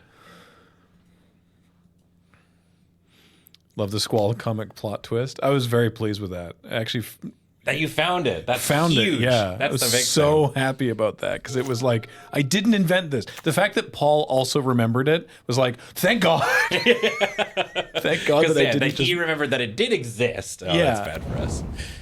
Wait, is this the same deck? I guess I should have played the Nihil Spellbomb. Oh well. Oops. Whoops. Finally, that might just be game for us, but we'll find out. We're gonna go ahead and Reckoner's Bargain this Ichor Wellspring to draw 3 cards. and gain 2 life. Love it. Oh, we can. Oh no, we don't have enough mana for the Tithing Blade. Okay. Oh wait, no, we could Lotus Petal and Tithing Blade and make them sacrifice their troll. Yes, we can. Graham, you're so smart. Yay! Magic the Gathering. Ho! Ding. Does mean we gotta kind of hope for a land next turn to Pack Doll, but that's fine. They're rumbling in the jumbling. Crumbling in the humbling. How's the? I know. Didn't the new Donkey Kong game come out? Yeah. What's the verdict on it? It's been received very well. Okay. It's made by the team that made Mario Odyssey. Mm-hmm. And so it's just like really fun, Cool. and creative. I haven't played it myself, but I've watched a lot of gameplay of it, and I've been reading about a bunch about how it was developed. Okay. right? Which is what this team does, and it's the same way that they made like Kirby's Epic Yarn, which wasn't originally going to be a Kirby game or whatever. Is that like they just sort of like jam with gameplay mechanics until they find something fun, and so they were like, what if we gave a giant Goomba big fists and could like break through rocks? And so that's like the demo stuff they were working with was like just running around and like punching stuff and ripping stuff up and throwing rocks and things. And people were like, yeah, this is actually lots of fun.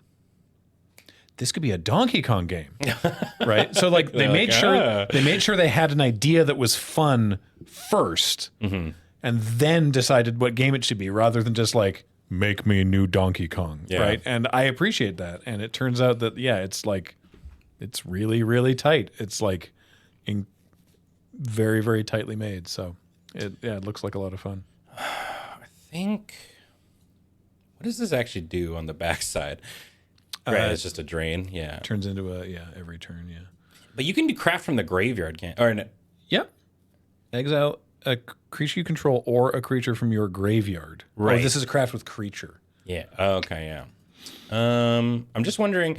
I'm basically wondering if I should Blood Fountain and then just hold up the black, so when we spell bomb them for sure next turn, we also just get to draw the card. Or I mean, I'm just holding up Fanatical Offering and killing our Tithing Blade to draw some cards, because we want to get to 4 mana so we can start pack-dolling stuff. And Blood Fountain's really nice to have when pack-doll's out, because it comes in and makes a blood token, so it's 2 drains. Yeah, I guess so. I guess just pass that. I think we're just vibing. Yep. Tithing Blade feels a little bit worse with the Eldrazi token, but we have a spell bomb, so it's like, what are they going to do? But yeah, I think the cool thing, one of my favorite things about coming in and playing this is is like folks who are into Pauper are just like, oh my god, you're playing Pauper? Hell yeah! Like the Pauper community is very like into their format, which I think is cool. Speaking as a Highlander boy, you know. Stinkies. Uh-oh, Stinky. What's up, Stinkies? Okay. So this is also just like a dredge list too, I guess. Oh, this is dredge, just with Exhume. Oh, They're gonna hit us with a Lotleth Troll. I see. Yeah. They're gonna hit us with a Lotleth Troll for sure. Didn't realize you could dredge in Pauper. Yeah. All right. Yeah, dude. Yeah, so we'll just kill this. Okay, we get our 2 lands. Very nice. And yeah, we just slam the pack doll. It is time. It is time. And then what? Like, I guess next turn, just a second pack doll and the blood fountain. Yep. Yeah, we could do that. We could also Black Mage's Rod and Tithing Blade. yeah, we've got so many options. I mean, Tithing Blade's kind of poopy here.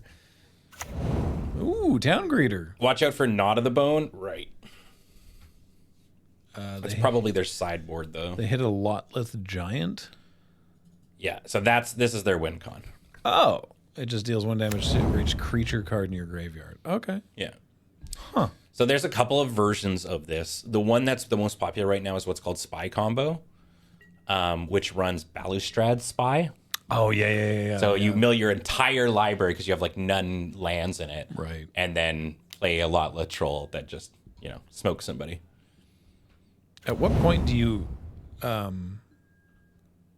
sacrifice artifact, exile target player's graveyard? At what point do you bip their graveyard? I'm not saying do it now. I'm just like... It's like in response to them doing a thing, okay. usually. I don't know if there's many effects that reanimate in Pauper at instant. So surely not. I think you can kind of... They're at the point now, I think, where they're just going to try and beat us the old-fashioned way. But I don't know. All right. Gnaw is often played on main. So they also have Knot of the Bone, which is just like they'll just gain a bajillion life, but we can also respond to that, I guess. So yeah, anyways. Okay. We're kind of vibing right now. There, hey, look, another pack doll. Hey, we've drawn them all. Yeah. All right. So, I mean, it's probably fine to just... Yep. Like, this is going to really start hurting them.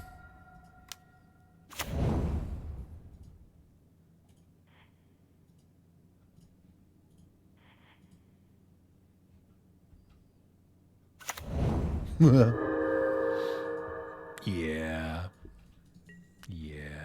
Oh, I could have attacked too. Because the spell Oh bomb. no, wait, Stinky's got old timey death touch. Yeah. Right. Because the spell bomb doesn't cost any mana to use its first ability, right? Nope. It's only if you want to draw a card off of the thing. Great. Yeah. You know, that is a way to do it.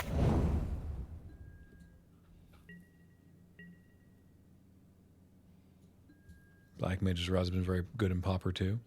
Makes sense. So, and Vault of Whispers does Is exactly an what you artifact think. land, yeah. So we could bring out Yeah. the fourth pack doll, Or third. the third pack doll, Then the vault. Then the vault. Then the rod. and then the rod. This is almost lethal on its own, surely. Yeah.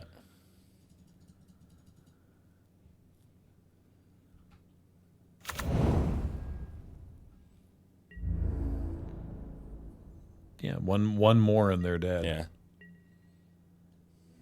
Yeah. Yeah. All right. Yeah, I do like this deck. You're right. It's very cool, right? So yeah, I mean, this is one of the easiest easiest quote unquote decks to sort of play against. This is, I mean, we're already kind of nicely situated against it because this is kind of our, situation here. Purely based on the amount of dudes that we've been seeing cornered by Black Mages kind of becomes kind of stinky in this. Is that a bog you're bringing in? Yes. Okay, Yeah, so so we can probably eat a swamp, and then that's probably good. Cool. Works for me.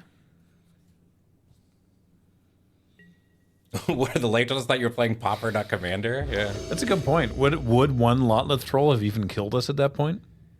No, it's true. I mean, we definitely are like getting out of their range for sure. Oh, this is a really cool hand. This is the hand that you look at and you're like, oh, so like Canlander or like Legacy, right? And you're just like, no, dude.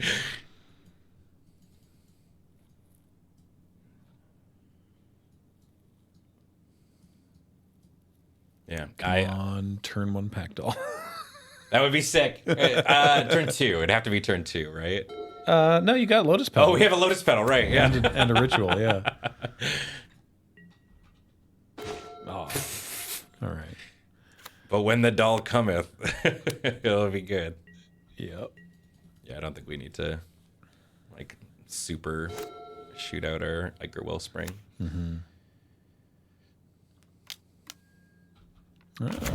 Satyr Wayfinder. This is the card that every time Adam and I see it, we have an old memory of like an old Command Fest where I was playing like a dredgy deck, and for whatever reason I couldn't get any other creatures. I got all of my like removal and all that jazz, and the only thing that I could play, the only thing I played was like a Satyr Wayfinder, and for whatever reason everyone was like, oh, I could attack Ben. But all there is like the Satyr Wayfinder or whatever, and he's not really doing anything, so I'll just like look away. And so we just kept saying like every time I'm like, I just have this like sassy goat at like the gates of my thing who's just like, stop. You can't enter here. So now every time we see Satyr Wayfinder, I was wondering why Mr. Horrible and Negados were saying stop. I was like, what did he do Me and wrong? Adam just go, stop. Every time we see Satyr Wayfinder. Amazing. Wow, there's the bog. The Ancient Grudge, the troll. I mean, we could bog now, but it's probably fine to wait on it because we're just playing this Iker Wellspring. So hey, if you want to Ancient Grudge it, be my guest.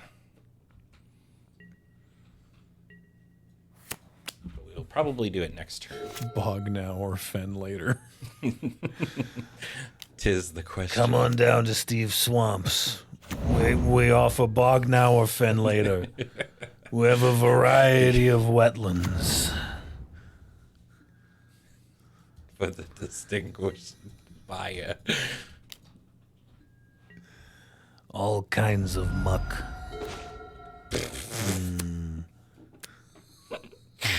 We got petals. What am I doing here? I don't know. I just want to crack this Wellspring, and hopefully we can get an untap land. Yeah. Sure. I could also just play the Black Mage Rod. A variety of wetlands feels worse than just saying the word moist. Yeah, it's especially also, I don't know if you can get my physical acting. I don't know why I was just like, This is what this guy does. He just sort of rubs his sides. Yeah. Variety of wetlands. Let's just do it now before I regret it. 'Cause I don't have any response if they just exhume next turn. So Yeah. So do you rod here? Or do you hold? I up think off so. I'm just gonna rod. We play. The only reason I'd really want to crack this now is to get my land drop, and I decided to do it. So That's where his gills are. Yeah. Packed all off the top would be sick. Packed all off the top would be so good for us. Come on down and examine our peat. Peat moss. Take some slices of peat. You ever seen peat being harvested? No. It's wild. Oh, PEAT. Yeah. I was like, what are we doing to poor Mr. Davidson at this point? The harvest. I know he's getting rid of his tattoos. Are we just Yeah. getting? Is that just new skin? It's really it's wild seeing like they just take like square columns of it. They just slice it out. They're just like here we go. Whoa, That's aggressive. that is aggressive. Well, now we just have this hero. Did they mill that? No, they flashbacked it. But from where? They they discarded it off the scrapper. Oh, okay. You've no reason to keep that hero around. Right? Yeah, I mean, it literally doesn't do anything for us. So stop. You aren't welcome here. Okay.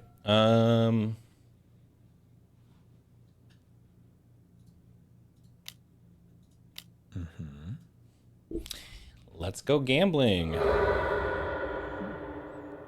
Oh, dang it. Well, I mean, I'm happy to have it at least. Oh, dang it. Oh, God.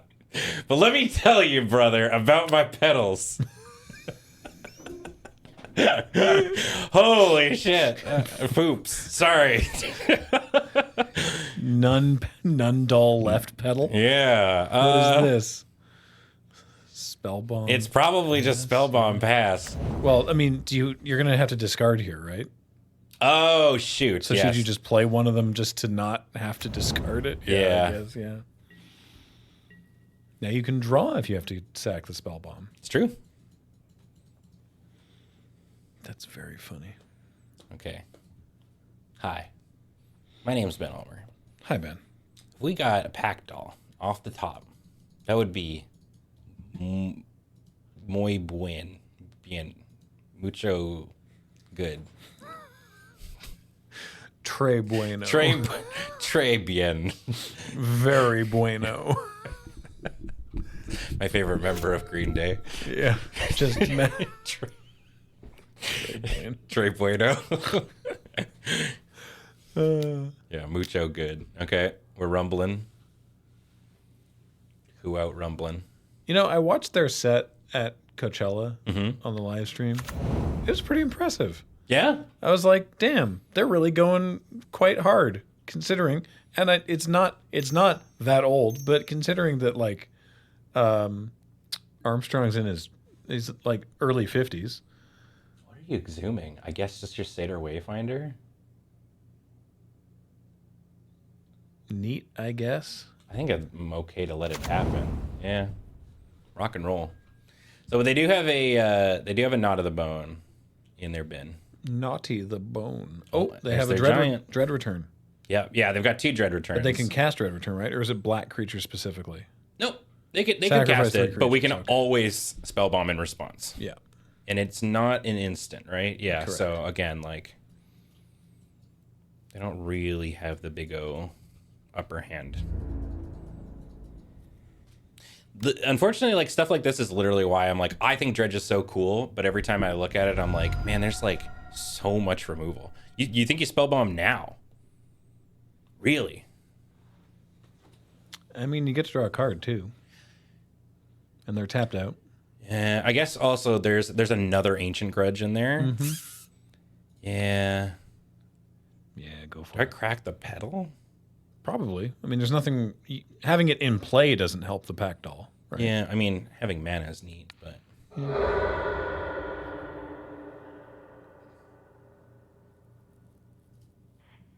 Yeah, it's fine. Yeah. Sure, whatever. I knew it was there, like, but I mean, probably getting rid of yet another grudge is probably not bad for us. And hey, look at that, we got there. And a swamp. Oh, and a vault. Ooh. Okay. Time to go to the races. Vroom, vroom. Vroom, vroom.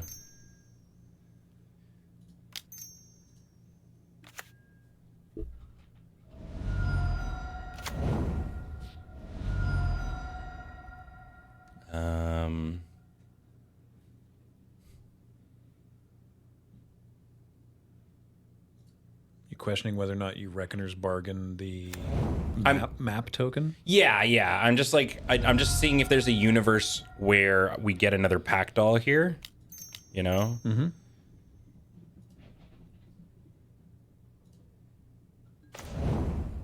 Oh, we get a refurbished familiar. That's kind of tight. This is where our opponent goes, oh my goodness. Oh my goodness.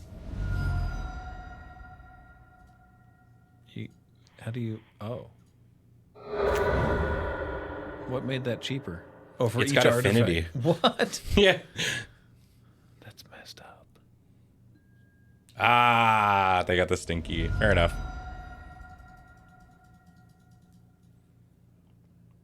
Skyrat loves artifacts. I think, is that as far as I really need to go right now? They made Frogmite yucky. Ew. What did you do to my Frogmite? My might. Maybe I just do this while they don't have mana, because if they have a grudge, that kind of sucks for us. Yeah. And you'll have plenty of mana next turn. Yeah, we can just in this swamp. Cool. He is a baby. Thank you very much. Look at this little guy. When her beloved pet died, the artificer turned to necromancy. I think at that point, they're not an artificer. But, Yeah. but Yeah. no, I'm not a doctor. Not a doctor. Oh. Okay. Yeah, look how many versions of this effect there are now. Yeah. So they... Oh, that's they just scooped. it, yeah. Well, I think they stinkied and whiffed is what happened there. Yeah. Well, I mean, yeah, they got the generous ent and stuff in the bin, but we definitely started to have the effect. Well, there you go. Yeah, that's Mono Black Pack. Do we want to take a break? Oh, yeah, I guess we should do that. All right. We're going to take a little quickie break. Quick breaky. Quick breakums. And we'll be back in just a few minutes. Don't go away. Stop.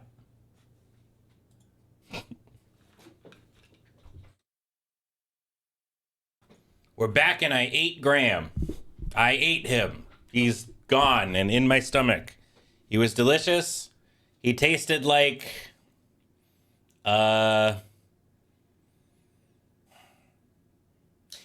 What would Graham taste like? I mean, what did Graham taste like? Graham tasted like experimental morning coffee and exhaustion. Right, the big sandwich. That's true. I guess. I wonder. Okay, this is gonna be a really weird question. I guess if you were to eat someone, surely you're also sort of eating whatever they just ate, right? You know, like, so if you were like consuming somebody whole, ostensibly you're like, you might want to pick it based on what they had for like lunch, right? Yeah. That's with any food? Well, no, I mean, my burger doesn't taste like grass, you know? I'm just saying.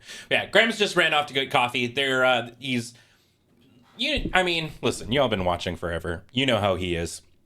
My man recorded a video thing this morning. He was planning on doing this and then going straight into a second recording this evening. I told him to get out, go grab himself some coffee, and if he wants to come back, he can. But he should take a little bit of a break and take care of himself.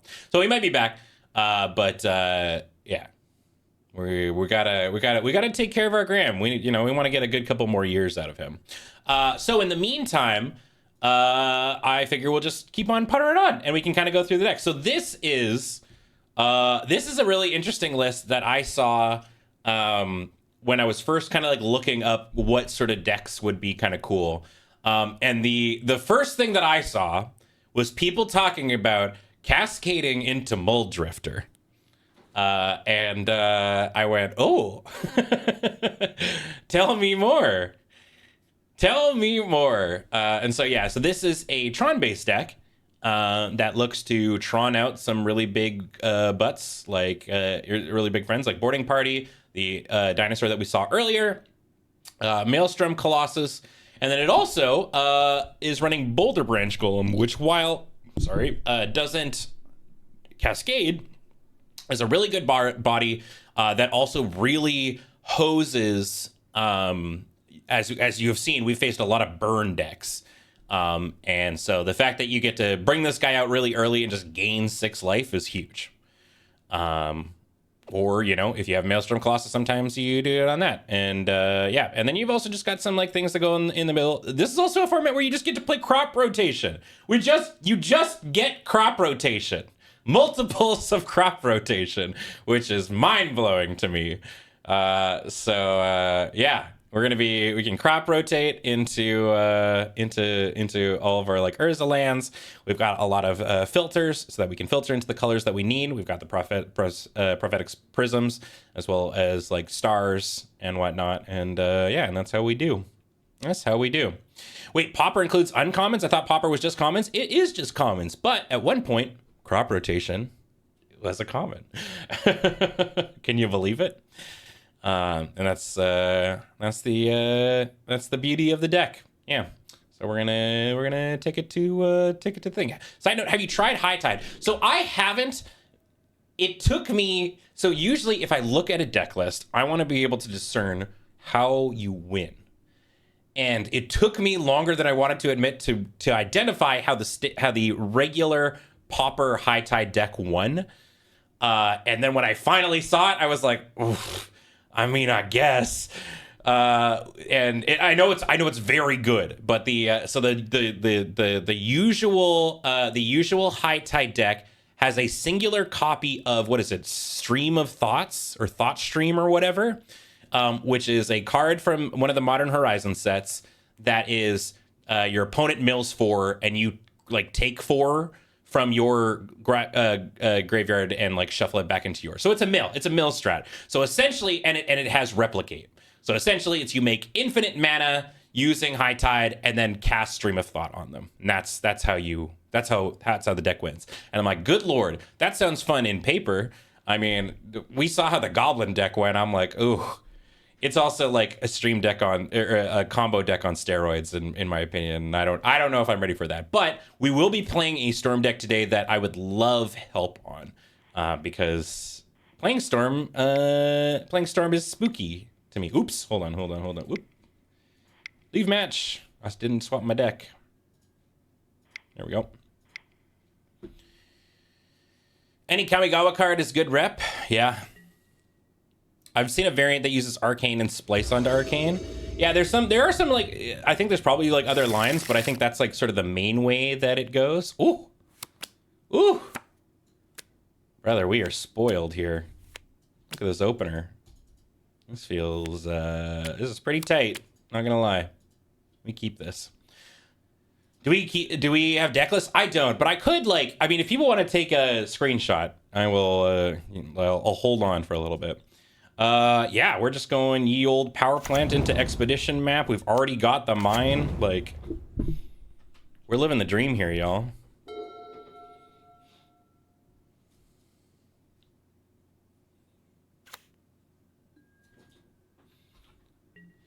Maybe the thing once I finally decide, like,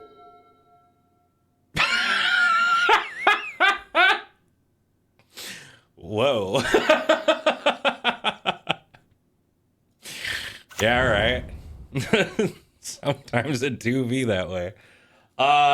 Is it even worth it to crack the expedition map right now? Probably not. I probably just slam this prism. You ever just get the You ever just get the natty Tron? Oh man. Another boarding party? And not even perfect opener, perfect draw. Yeah, it all came together there. Damn, that's wild. Okay, well, turn 3 boarding party, baby. And we're gonna, oops. One thing I've noticed about MitGo too is they put that concede button very close to the undo button. What do we got here? Oh, literally living in magical Christmas dreamland, y'all. Oh my goodness! Hold on, we've got 1 extra mana? Anything I can do with it? No. Holy macaroni! Too slow. Oh, too slow. Okay.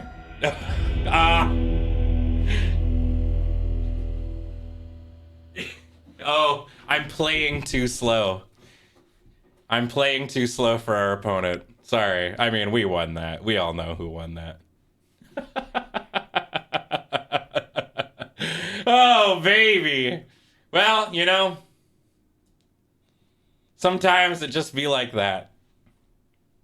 Anyways, that's how the deck operates. I don't even know if we need to play it again. You literally saw what we're supposed to do. Yeah, I mean, this is fine. This is this is still quite good. This is a much more reasonable hand, but yeah. That's so funny. Oh my gosh. Too slow.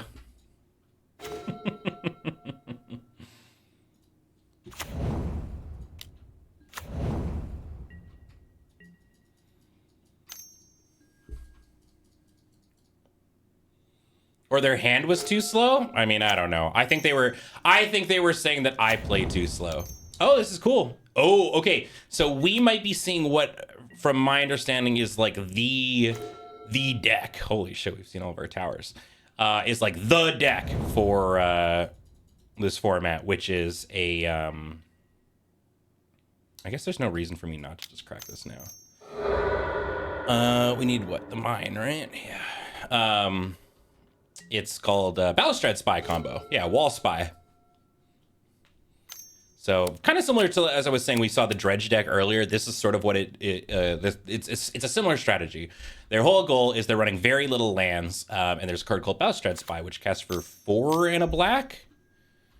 And what the deck does is it mills its entire library, and then resolves the Lotleth Troll, and domes you for a bajillion.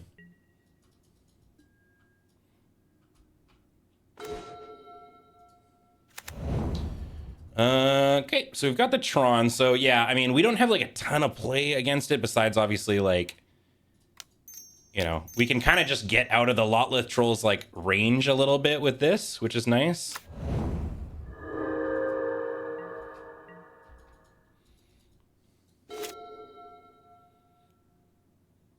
So yeah, the deck is able to run like only 4 or 5 lands by virtue of having all these land cyclers, as well as land grant, which this is the big one. This is actually the reason I'm not playing this deck, is because land grant is like 35 tickets each. And I'm like, woof, that's like a couple of Pauper decks in and of itself. Yeah. But yeah, it's that, and then you've also got like there was the newer edition with the Sagu Wildling, which is like a lay of the land. Yeah, so our opponent is our opponent's got the gas right now. Okay, so we've got so much mana though. I mean, like we're not under attack. So I think at this point, I don't know if I really have like answers in the main board against this. I mean, yeah, because they're all O3s, so my my board wipe don't work here. Oh, in paper, they're cheap. It's always whatever the you know, however much it is in the IRL space. I think we're just gonna slam this Maelstrom Colossus, see what we can get. It's an Ancient Stirrings, not exactly the most exciting thing in the world. I guess I'll take the Candy Trail because, again, that's more life. And then we just go Candy Trail, maybe? We'll see what we get off of this. Crop rotation. I could also just... I'm going to probably just take a forest at this point. No, I mean, both of these are actually really unexciting. What we want to see is another big friendo to cascade off of. Oh, just kidding. That's what I want. We're going to put that right on top. I forgot I'm running one of Bojuka Bog in this deck. Tight. You've never seen the Fabled Defender deck before. Yeah. Yeah, it's very cool.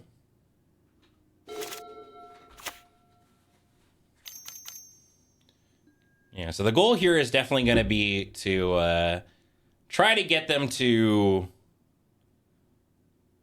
really unload their, I think their bin here. Oh, the Mesmeric Fiend. Ooh, I didn't realize that was a main deck card in this.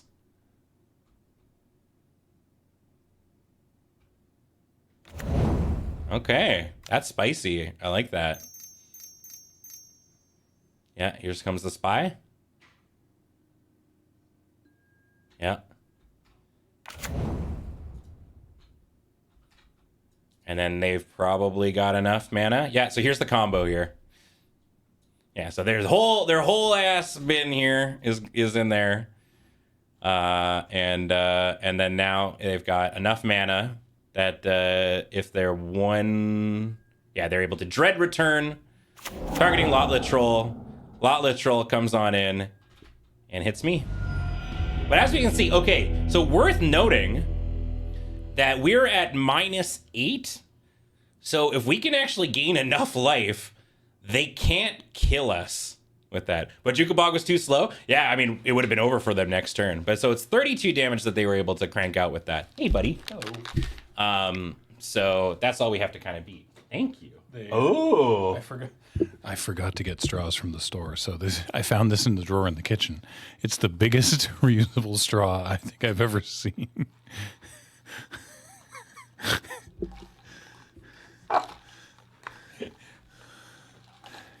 Yeah. I think like when you're using it, a majority of the drink is in the straw. Yeah. Yeah. Thank you very Cool. much. Yeah, no problem. Yeah. You're gonna hang out for and take some break? Yeah. I think Yeah. so. Yeah. You can probably kill this mic, I suppose. Sure. Yeah. I'll see you later. Okay. Yeah, so that actually that's correct, Cheesy. Thank you. Yeah, that's probably the line of play that saves us is we want to be able to crop rotation for Bojuka Bog.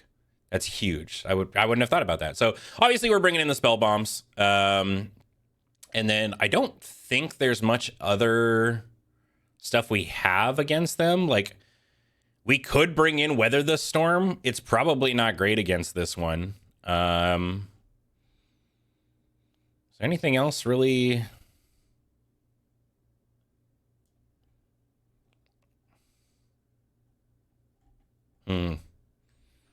That's what I was serious about saving the turtles, big time. I don't think they're casting that many spells. No, it's kind of just like one to kill us. Right, it's the cannonades are pretty bad in this. I was feeling good about them, but yeah. By the way, so the better one most people run now is Breath Weapon. It's the exact same spell, but for non-dragons. Technically, it's better than Fiery Cannonade, but it is also like 10 tickets each. So if you're looking for the budget replacement, Fiery Cannonade will be your BFF. All right. Okay. Yep. We can get the turn 3 natural again. And we've got a Chromatic Star, so big deal. But you have pirates. Yep, it's true. In our deck, it is a little bit better.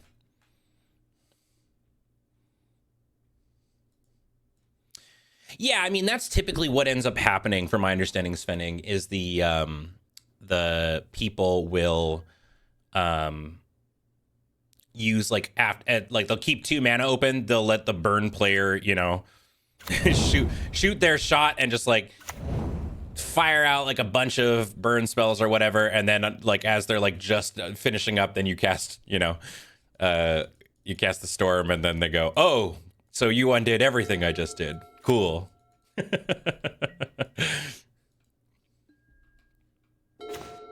Oh, and we got a forest off the top. Hey. We need our tower. Yeah. So yeah, I guess that is what we were looking for. We want to, I mean, we saw the Mesmeric Fiend though, so our, you know, our opponent knows what they're doing. Because they were essentially looking for, well, I guess they can't Mesmeric Fiend a crop rotation, so that's what we're looking for. Okay, so I should be able to boarding party here, right? Yeah. Because I can play the star.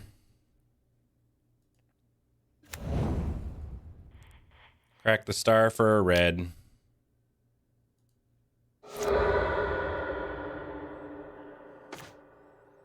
And then boarding party. And we got a candy trail. Womp womp. Scrying 2. It's another boarding party. I mean, no. I think we're just like want to look for that crop rotation into hand.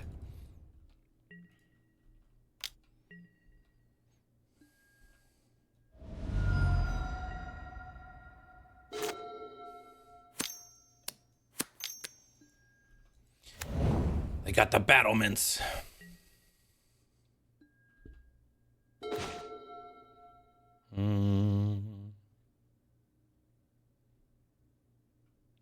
I'm curious for people who are well versed in this, like, because there's a line where, you know, I'm like double chromatic soaring, alta soaring. It's probably better, honestly, just because of the trample, actually, now that I'm looking at it. Because I'm just wondering if I should be like, you know, really filtering through my deck so that we can whatchamacallit, so that we can find our that crop rotation line.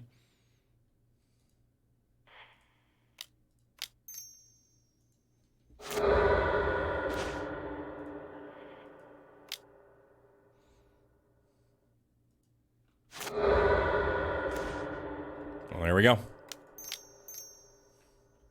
Now we just gotta hope that we don't draw the Bajuka Bog. Dude. We're getting some unfortunate cascades here. I mean, it is a draw card, which is always nice, right? But anyone know how elves are doing? Apparently, they're making a huge resurgence right now.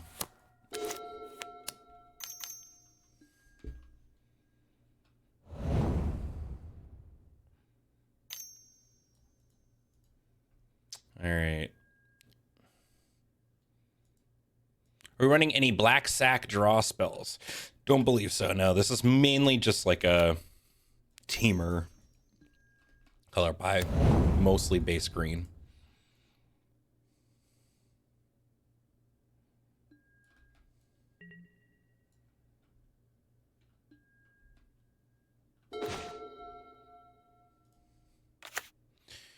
Okay. So I want to make sure, is there any way for me to, yeah, okay. I just want to make sure that I've always got this just in case they're doing a thing next turn. So play this chromatic star. Make a green. Make another green.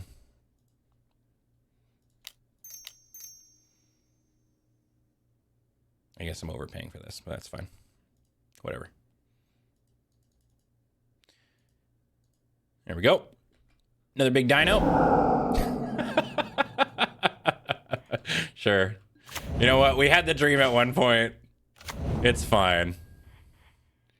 Yeah, we're just vibing here. Yeah, the prophecy fulfilled. When you scried boarding party to the bottom, you could have guaranteed the cascade into that. Yeah, probably. Yeah, that would have been the better way to go. You're right. Still, you know, learning the ins and outs. But that is the main reason why you've got these scries for sure.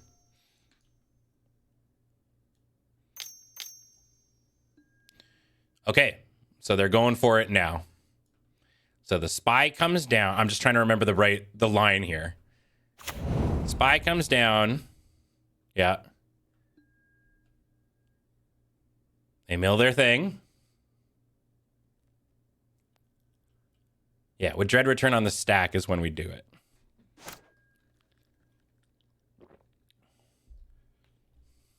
And then you go tap, crop rotation. I mean, we can just eat the forest probably. Probably not the one we want, but we've got 2 prisms at this point.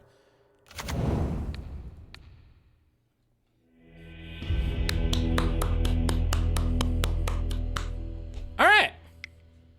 That worked out well. Okay. Now we just got to do that again. Shrimple ass. I just watched your Ragos deck tech.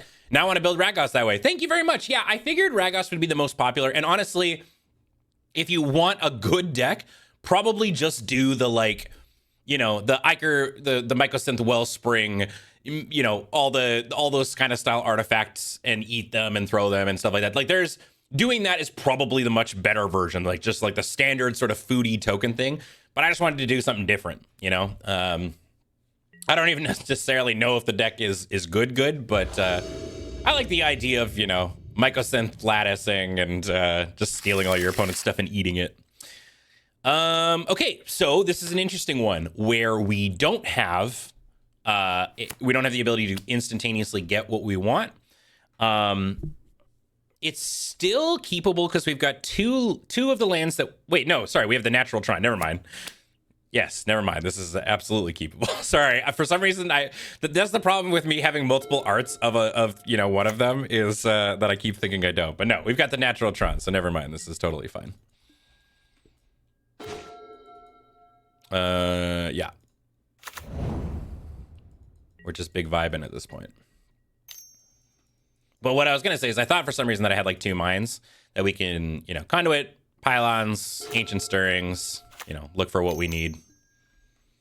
Might not be fast. I mean, our opponent, you know, is going to be zooming. I respect the hell out of Tron players with all different arts. That's yeah, that's a you know, a commitment that I'm not ready for. Okay, so we've got our spell bomb. That's pretty huge. I'm not confident of the time when I'm supposed to play it. It's probably just like once they've committed a little bit more. I mean, they could just duress us. I don't know what they do to onboard. They might just have like artifact kills. So I think I'm just vibing with it. You think it's fine to play now? All right, let's learn. Let's learn. Commons are pretty broken. I mean, I gotta say, it's so interesting that like not to discredit standard. I think standard's super cool. There is something profoundly interesting about playing with older cards and seeing their, you know, these old interactions that have, you know, modern, that are like, you know, some of them maybe too good for modern, some of them too bad for legacy. There's just so many cool decks. And, you know, somebody was saying that Pauper is like a solved format. And while that's from my understanding, it's like, yeah, there's not a lot of brewing that you do, which is, you know, different for me. I think that there's enough variety that it interests me. There's enough decks that I'm interested in that just work that I'm like, tight, okay. I'm just fine with it. How do you do that? By being a wizard!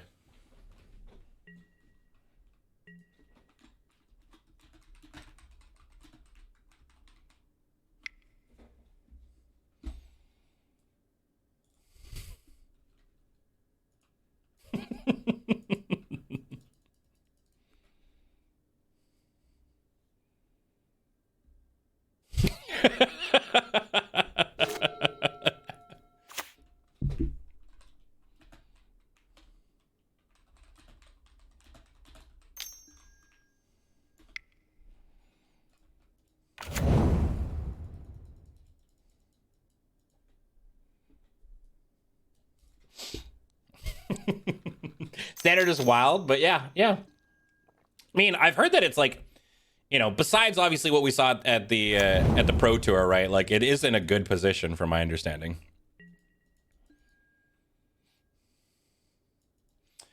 Great. So what are we doing here? Probably just going for the boarding party. I mean, we could Ancient Stirrings.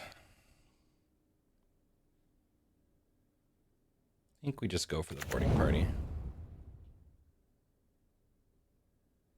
Don't want that.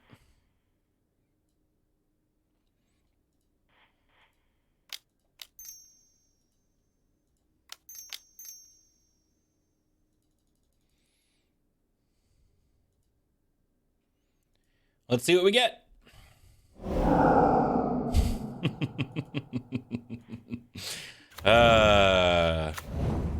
That's all right. Actually, wait, hold on. What am I doing?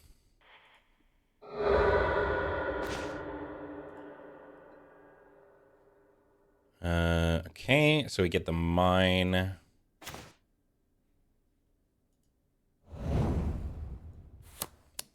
Okay. I got the Tron luck, but not the Cascade luck. I think I might just be dead here, though, unfortunate. Well, no, actually, I've got the spell bombs. So they're gonna have to fight through that. There's the Duresi. So they hit my Prophetic Prism.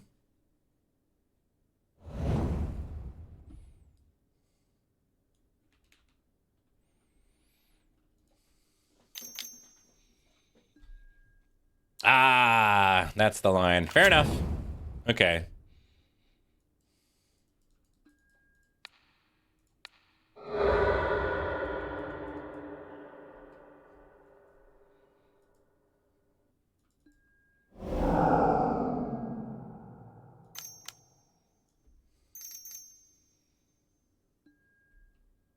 Yeah. All right.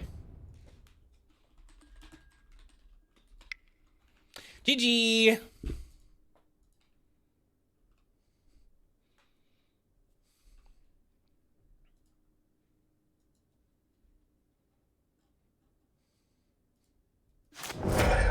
Seems pretty, like, reliable.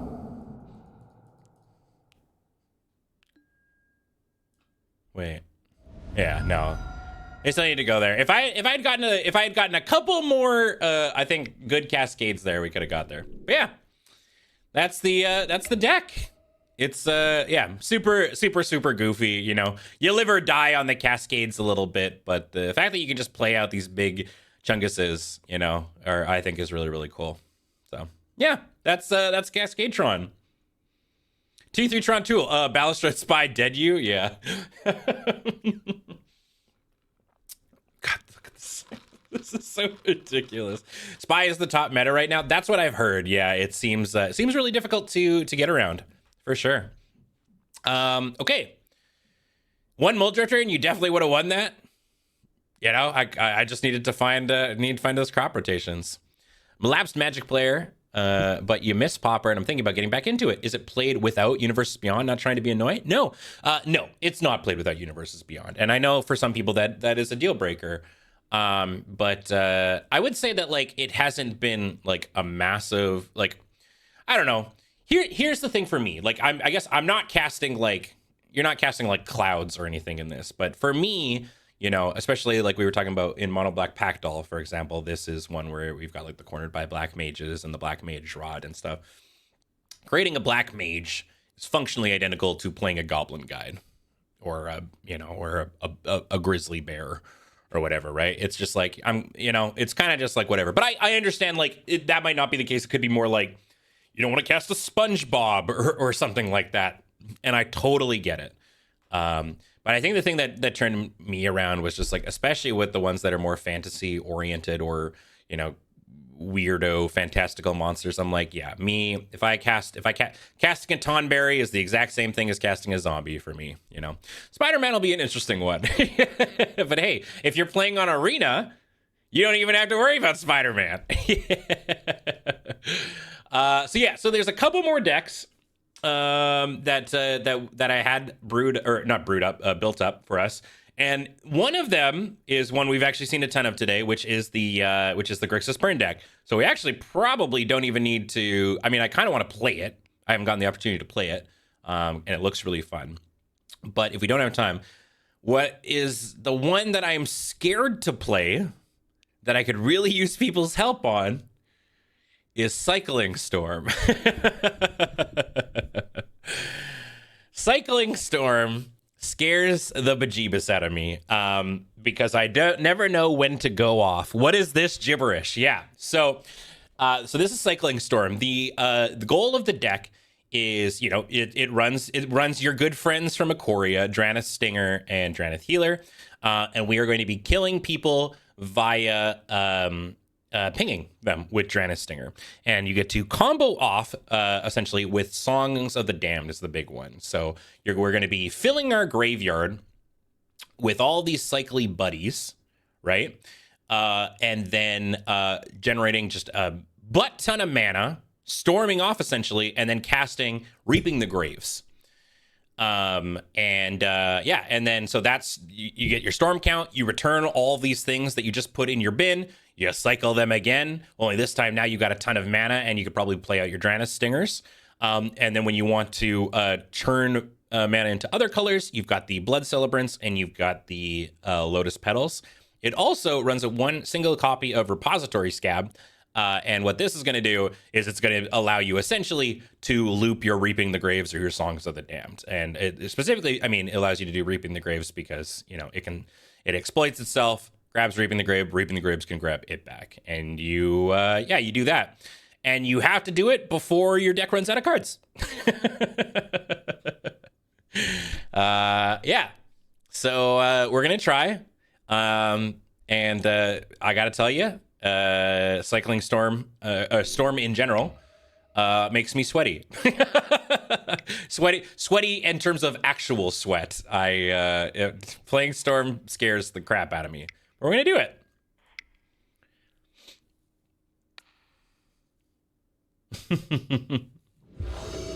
You've literally never seen Songs of the Damned before now. Well, there you go, Megados. If I can show you a card, surely that's the gas here.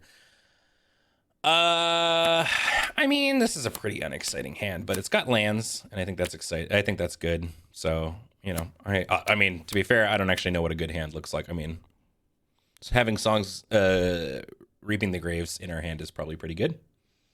Yeah, getting 3 lands, by the way, in a deck with like 12 or 11 lands is pretty good. This is all we'll ever need. Yeah. And away we go.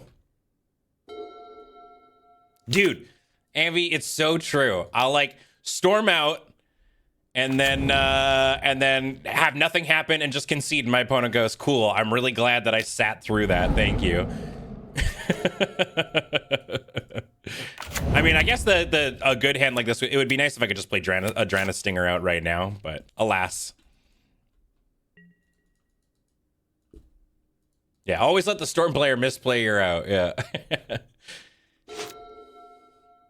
I haven't seen this. So Serried Scorpion and also Ikoria. I'm assuming, okay. Oh, is this going to be like mono black burn? Ooh, that's exciting.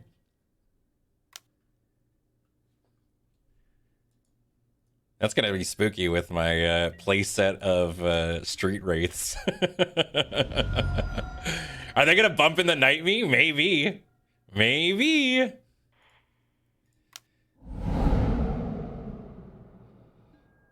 Okay, so there's a Rowan's Grim Search. I know that that's an important one because it kind of lets us set up what we're doing. Oh, and a Barrenmore. All right. Dude. Where are my other friends?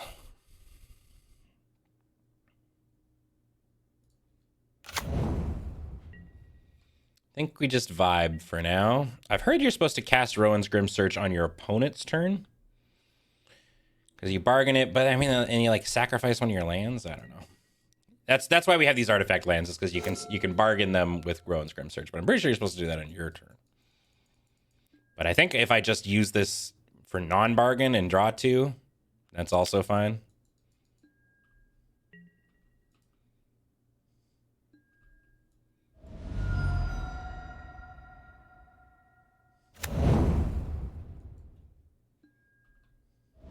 I think that this is like a get each opponent sacrifice creature if torture. Oh my god, yeah. This is like a Rakdos burn. That's wild. Okay. Ooh. I think we might have to get schmoovin' here, everyone. Yeah, maybe I'm just supposed to do this.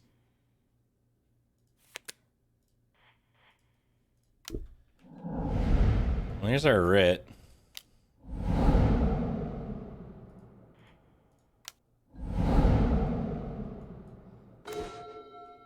Okay. I don't know if I just die next turn. I don't know what the deck do.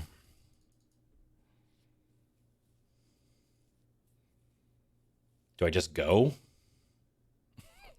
Probably not. We don't have like a win con in hand yet.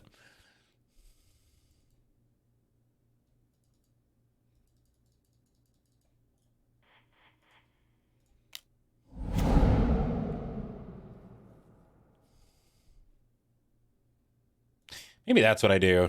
Hold on. We would gain a ton of life.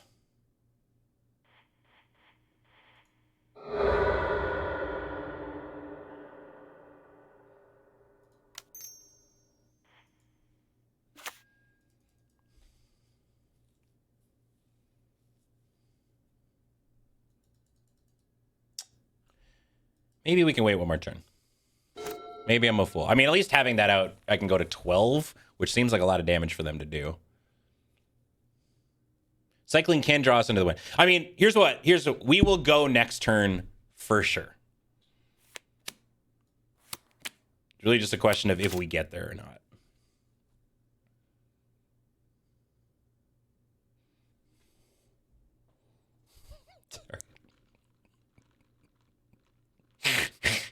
I could be drinking anything.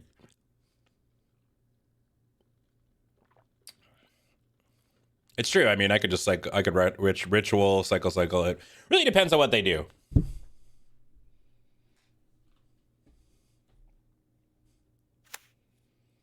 Okay. Opponent's got a lot of mana. What are we doing here, buckaroo? Okay. Yeah.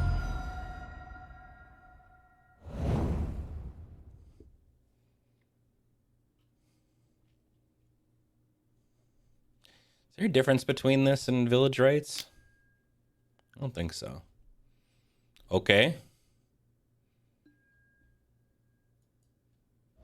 Ow.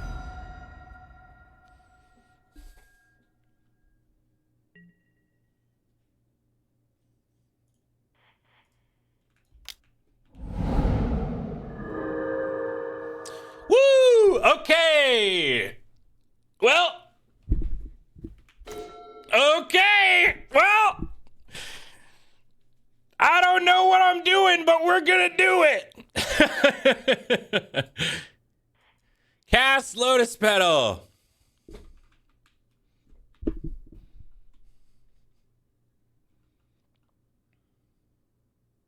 Uh-oh.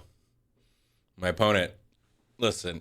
Okay, this is actually going to be good. If they take lots of breaks in between me playing spells, that gives me a second to really think about what I'm doing. Okay, so we're casting Lotus Petal, so we're casting Dark Ritual.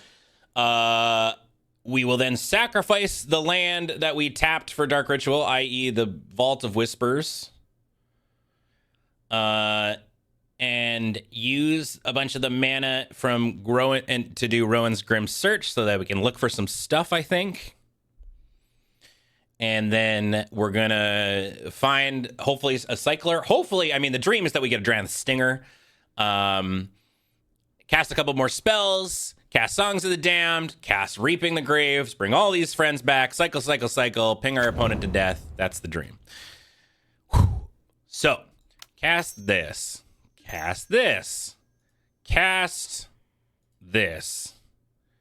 Sacrifice this. There's a stinger. Okay, put the top two of them on top of our library. We want the stinger, and I mean, there's another Reaping the Graves. Maybe I'm supposed to take that instead of the ritual. Probably.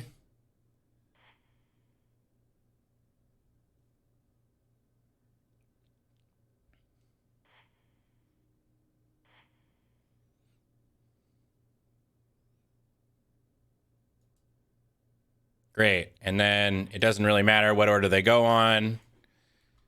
We draw that and lose 2. Now we gotta be careful. We can't go too low. Right. We need to sack this for black mana. Ugh, that was almost bad. Cabal Ritual. Get 5 mana. Then Dranith Stinger. Then Songs of the Damned. Then Reaping the Graves. We bring back all of these buddies, or a bunch of the buddies anyway. Okay, so we'll go bottom to top. We got this. We got this. We got this. We got this. We got this. We got this. Oh, we had exact. I'm so smart. I'm actually a genius.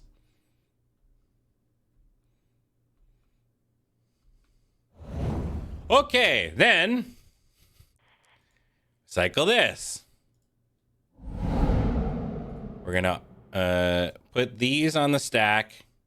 Always yield, always yield, always yield.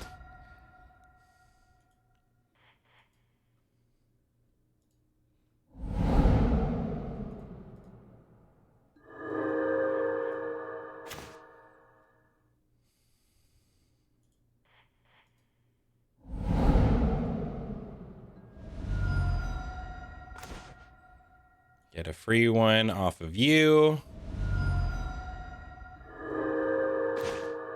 Get a land for the turn. Amazing. We can do one more.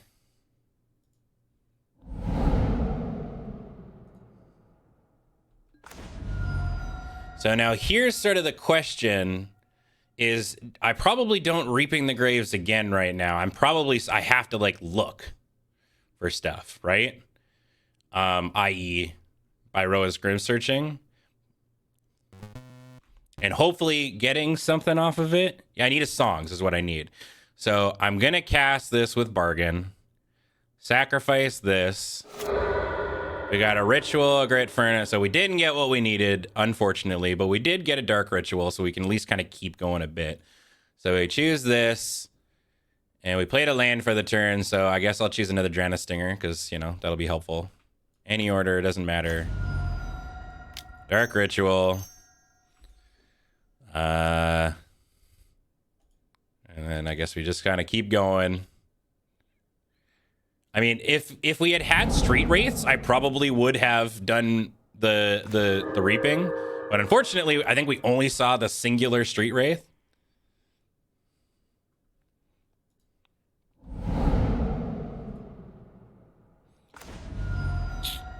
Yeah. Well, we kind of fizzled out, unfortunately.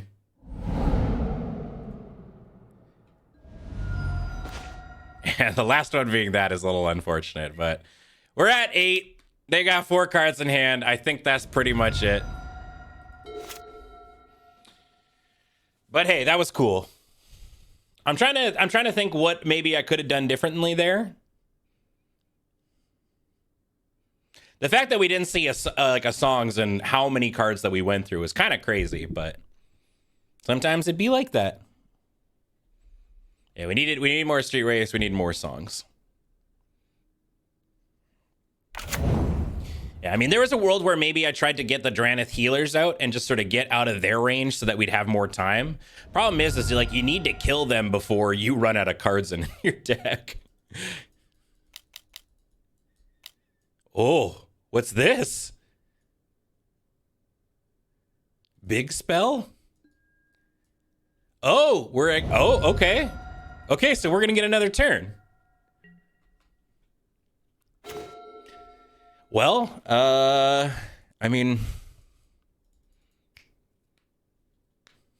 sure.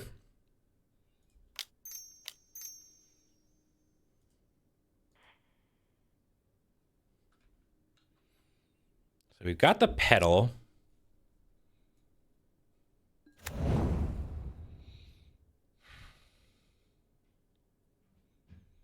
I think maybe I just... Do I get Adrena's Stinger out?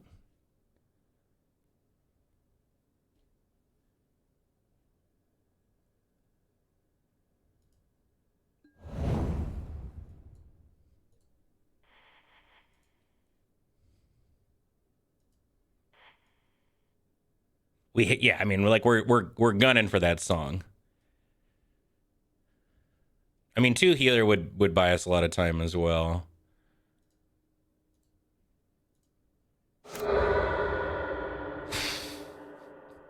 That's crazy. Okay. Well, I mean, we'll take the Stinger. We'll take another land.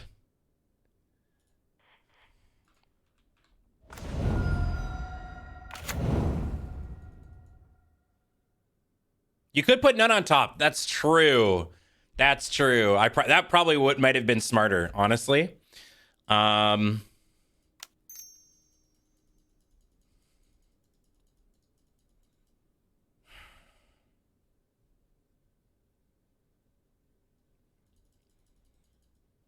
Like, I could just put out a second healer, but probably 2 health is not enough. I gotta go for it, I think.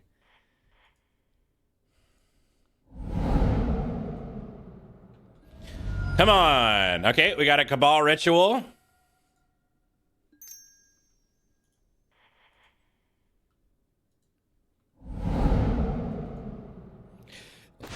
Oh, whoa. Where do you think you're going? Okay, there's another Reaping.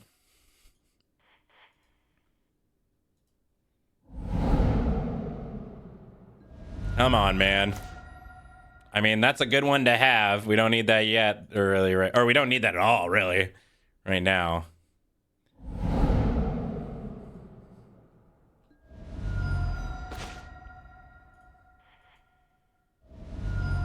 This is wild. There's 4 copies of this in the deck. Where is it? Come on. Where are they?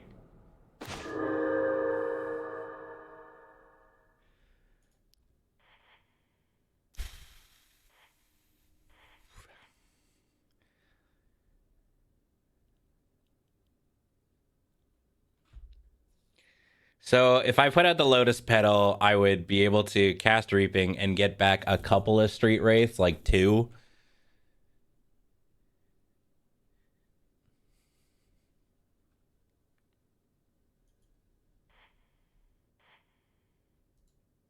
You just need 2 cycle for lethal?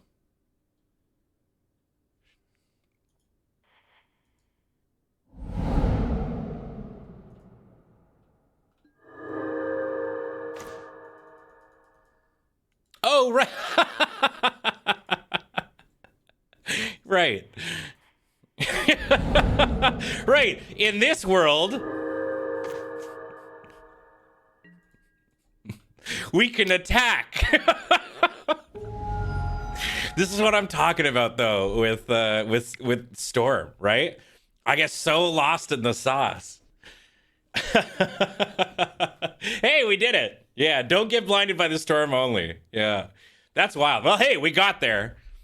How did we not find another song? I know, that's so wild. Okay, so for sideboarding stuff, we have 2 copies of Dahada's Ploy. I think that'll be good here, which is draw 2, then discard a card. You gain life equal to the number of cards you discarded this turn. So it's like a cool little anti-burn piece of synergy. We also have, I mean, there's the Chitin Gravestalker, which is kind of cool for like the where we have to like beat people up instead, which I don't think is this matchup. Got a couple of Duresses we could probably bring in as well. since they seem to be oops all burn. Do we have enough clock to do 3 games? Oh, right. I'm sure it'll be fine. I don't actually know what we take out. Probably like these ones, maybe? Let's do that. How much clock we got? I just got to win again.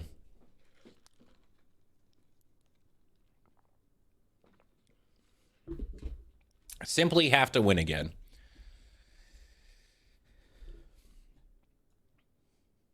Probably shave a Street Wraith, eh? I mean, I guess since they're like the removal heavy deck, I mean, it's nice having the free ones, but yeah, we'll just win it in 2.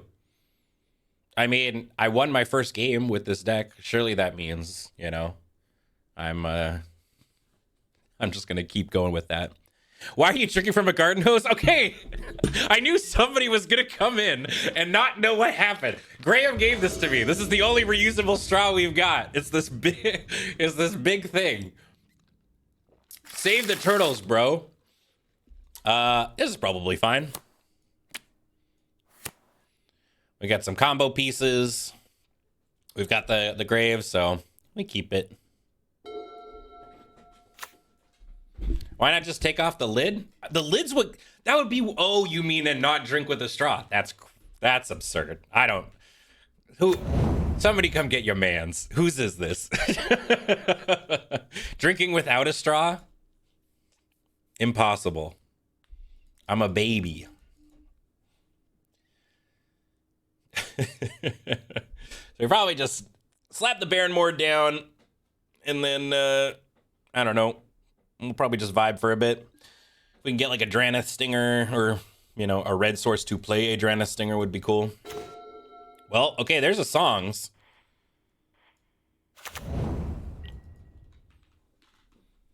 So who knows what we can do? If we draw like maybe 2 or 3 more cyclers, we'll just go. We've got the world is kind of our oyster right now.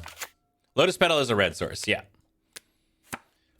So, whoo! I'm so into what our opponent is doing. Makes these Street Wraiths extra scary.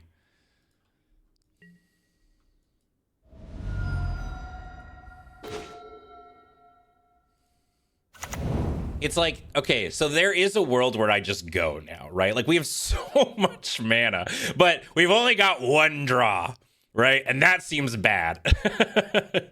So we're probably still waiting for a little bit. I mean, I could cycle the Street Wraith now, but that just doesn't seem worth.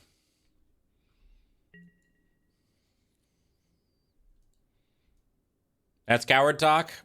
All right, I'll cycle the Street Wraith in second main. That's all you had to do. All you have to do is call me a coward, and then we're going.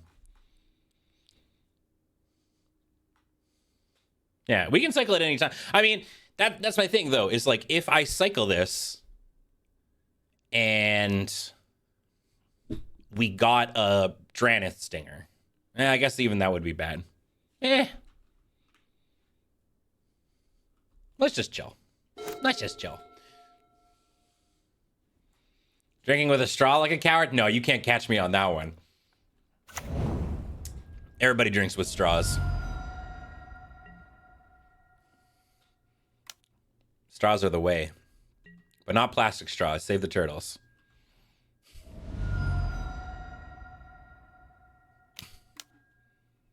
I mean, that's the thing. Look at this. They are burninating.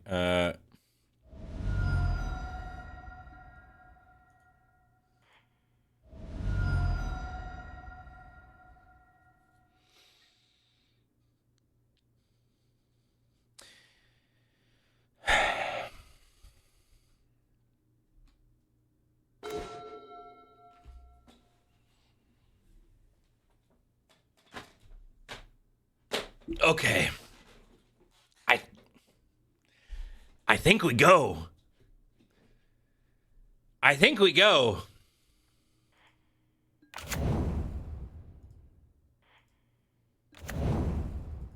Do I have enough mana to go?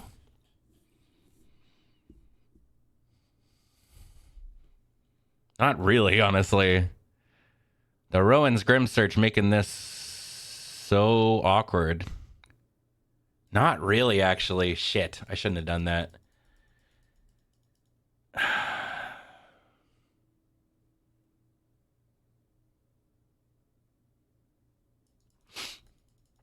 Too late? You already committed? Well, there's nothing I can really do. Just go for it? Okay, all right. Rock and roll, baby. Let's do it. Dooba-doop boo, dooba-doop doo, dooba-doo, dooba-dooba-dooba-doo boo, ba-dooba-dooba-dooba-dooba-dooba-dooba-dooba-doo. Oh, the repository scab, kind of big. I don't think we played a land for this turn, did we? What are we on? Turn 3? Yes, we definitely played a land. So we want the scab and the dark ritual.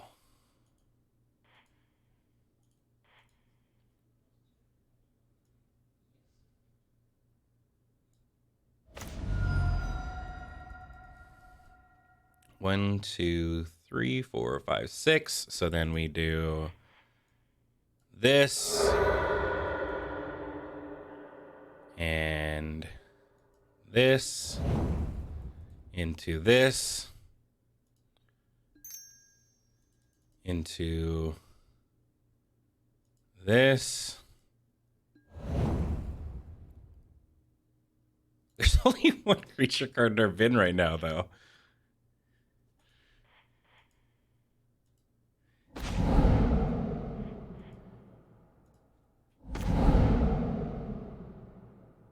Okay, well, I mean...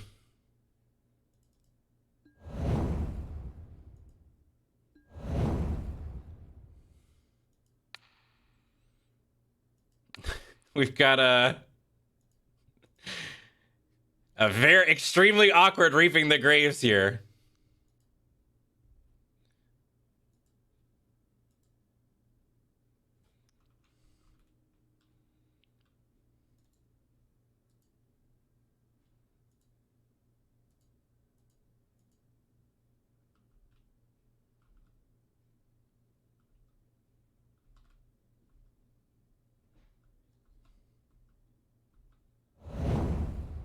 Okay, cycling.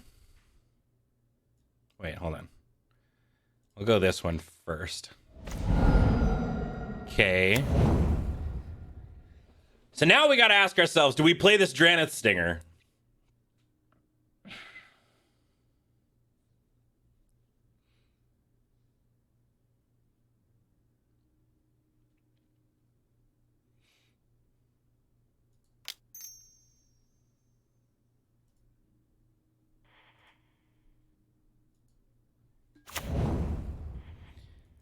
I need a hero.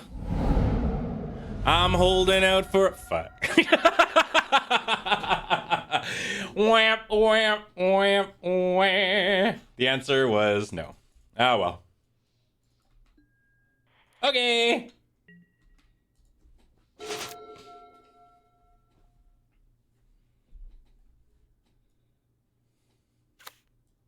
Couldn't you cycle with the trigger on the stack? Oh, no. Because you have to determine, like, you're talking about the storm triggers? I think I would have had to have a couple of buddies. You have to determine them all before, like, the targets for all of them before you actually start getting things back. I believe. Unless you're thinking about a different trigger. Oh! I mean, it's funny because, like, even if I get a turn, I don't really think it's doing much for me. There you go. GG. All right. Okay. We still got 8 minutes. That's plenty of time. Plenty of time. It's so funny. We're like we are fighting the deck a little bit here. Can you respond to the storm trigger itself, though? Like the one that creates the copies. So yes. By the time we're doing that, we don't really have anything else that we're using, though. So I'm curious, like, what the line is, because it's like usually by the time I'm casting Song of the Dam, I got a pretty empty hand that I'm not really cycling any more things, right? Okay.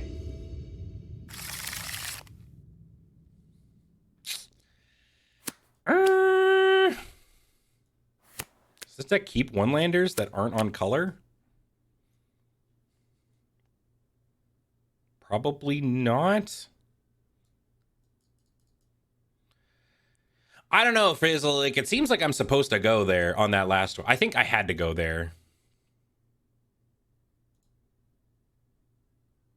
This I would keep. I think I need the black more. Look down this Cabal Ritual.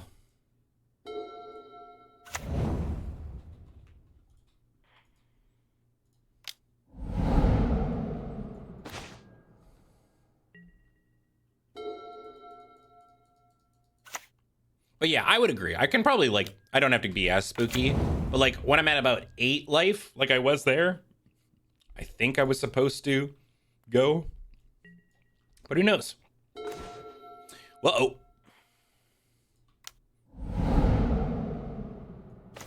a game's easy.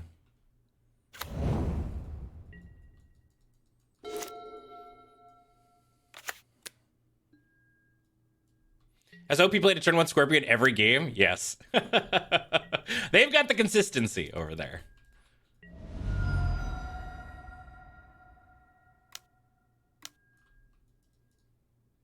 Could have double healed and waited. That's a good point. Maybe instead of going for the kill, I just try and get that Draneth healer out and just chill for a little bit. That's fair. I mean, it doesn't seem like they're really it's true. They don't seem like they're really interacting with the board. So it's like, if I'm able to just kind of put out a little healer and gain a couple of life, it's probably over for them, right? Like, this is not tier 1 burn we're going up against.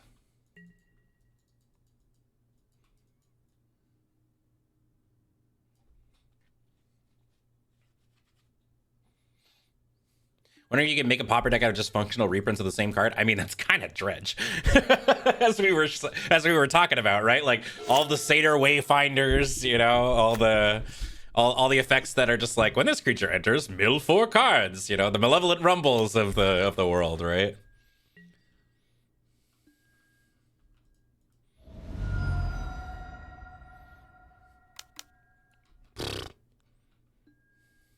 I choose death. Oh, there it is. Okay, see, this is what I'm talking about, though, right?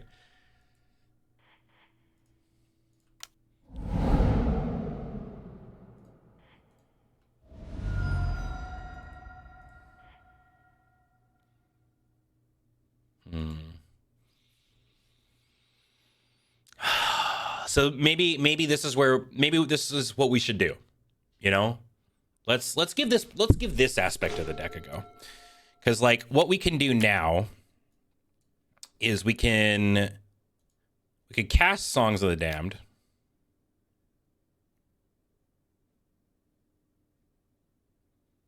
You would need a white source, yeah, right? And so my hope is that between looking through, 8 cards, we're going to be able to find one. So if we tap our Vault of Whispers, cast a Bargain, doopa, eat this. So there's our Lotus Petals. We got 2 of them, in fact, and a Reaping the Graves, and a red source.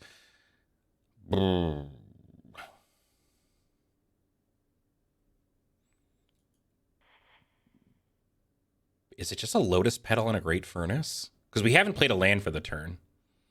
And then that gives us our red for when we find our friendo, our Draneth Stinger. I think it's that, because this also gives me another thing to sacrifice for Rowan's Grim Search. Okay, we gotta go fast. We've only got 4 minutes.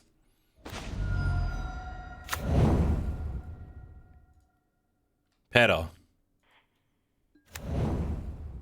Sack petal for white.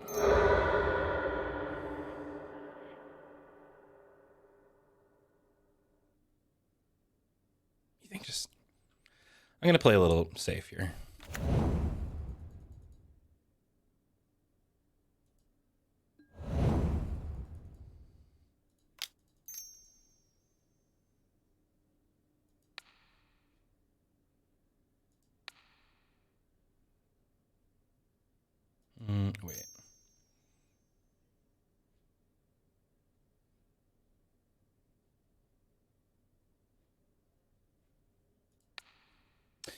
I might have goofed.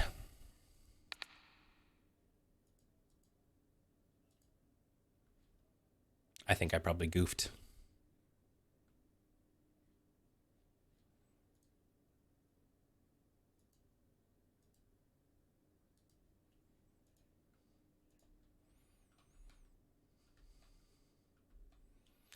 Just kind of trying to play safer, you know?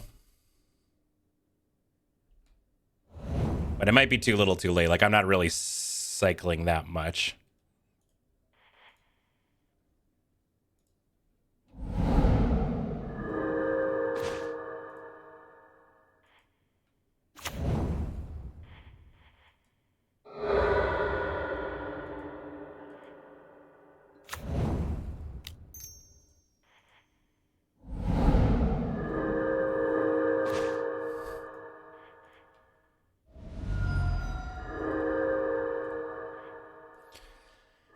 I don't know, man.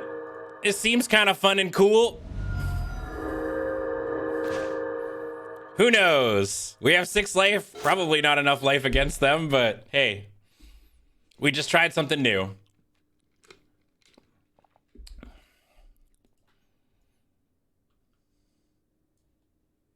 The free street wraiths is very funny to me.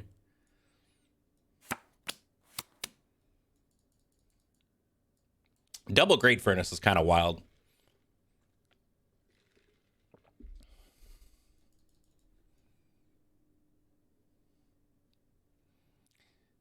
I mean, this is where our opponent needs a single Tyrant's Choice and a Serrated Scorpion, and we lose.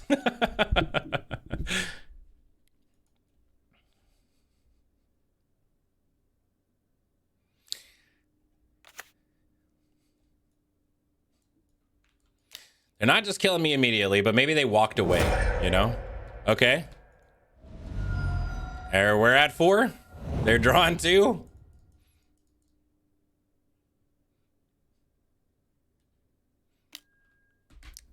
We go to 1.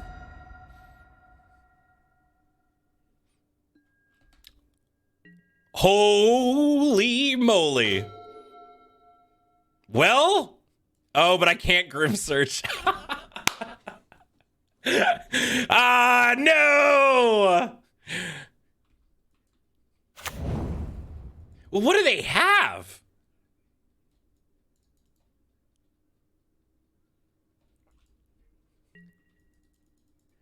What do they have in hand?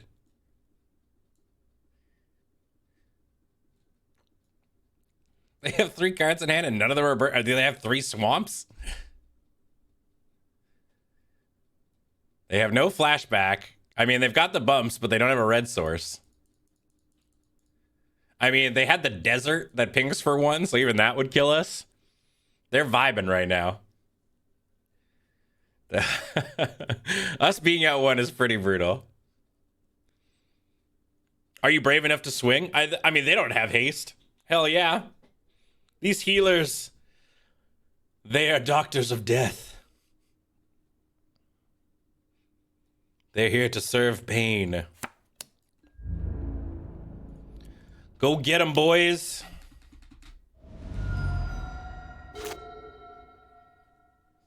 That's where we recover at 1.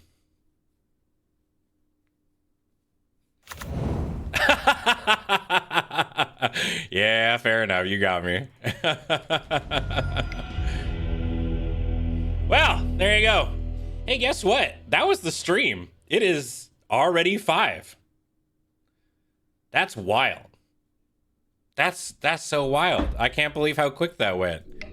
The stream started at 2 and now it's already Ogre. Thank you very much for tuning on in. I had a lot of fun. Pauper is super, super cool. And I would, you know, I mean, if they want me to come back and do more, then you know, maybe I'll come back and do more. These decks were cool. Well, hey, thank you very much. And like I said, if it's something that you're interested in, all these decks are. I would say I think the cheapest one was Goblin combo here. This was like a grant. If you take away like the elemental blasts and stuff, because those are kind of expensive. This deck was like 10 tickets. It was like super, super, super cheap. And for the most part, they are. It's always just like random cards on Midgo that are expensive. Like the Avenging Hunters here are just because it's like it's purely based on the availability. But I know that like Midgo especially does like deck rental programs and stuff with a lot of like other sites. So give that a go. But hey, if you're planning on playing in paper though, you can use our you can head on over to Card Kingdom, our lovely sponsors, cardkingdom.com/LRR. Pick up your comments from them. It'll be dirt cheap. You can build any of these decks for like $10. A ticket is $1. Yeah, Card Kingdom. If you're planning on playing Pauper with friends, I bet you could build all 6 of these decks for like under $50. Like probably pretty easy. Like that's the beauty of the format. And in terms of like recommendations and stuff, I will say there was one person who I was watching who I recall being really, really helpful for me, like checking things out. I did want to give them, a shout out here. Who was the person that I was watching? I can't remember what their username was. One sec.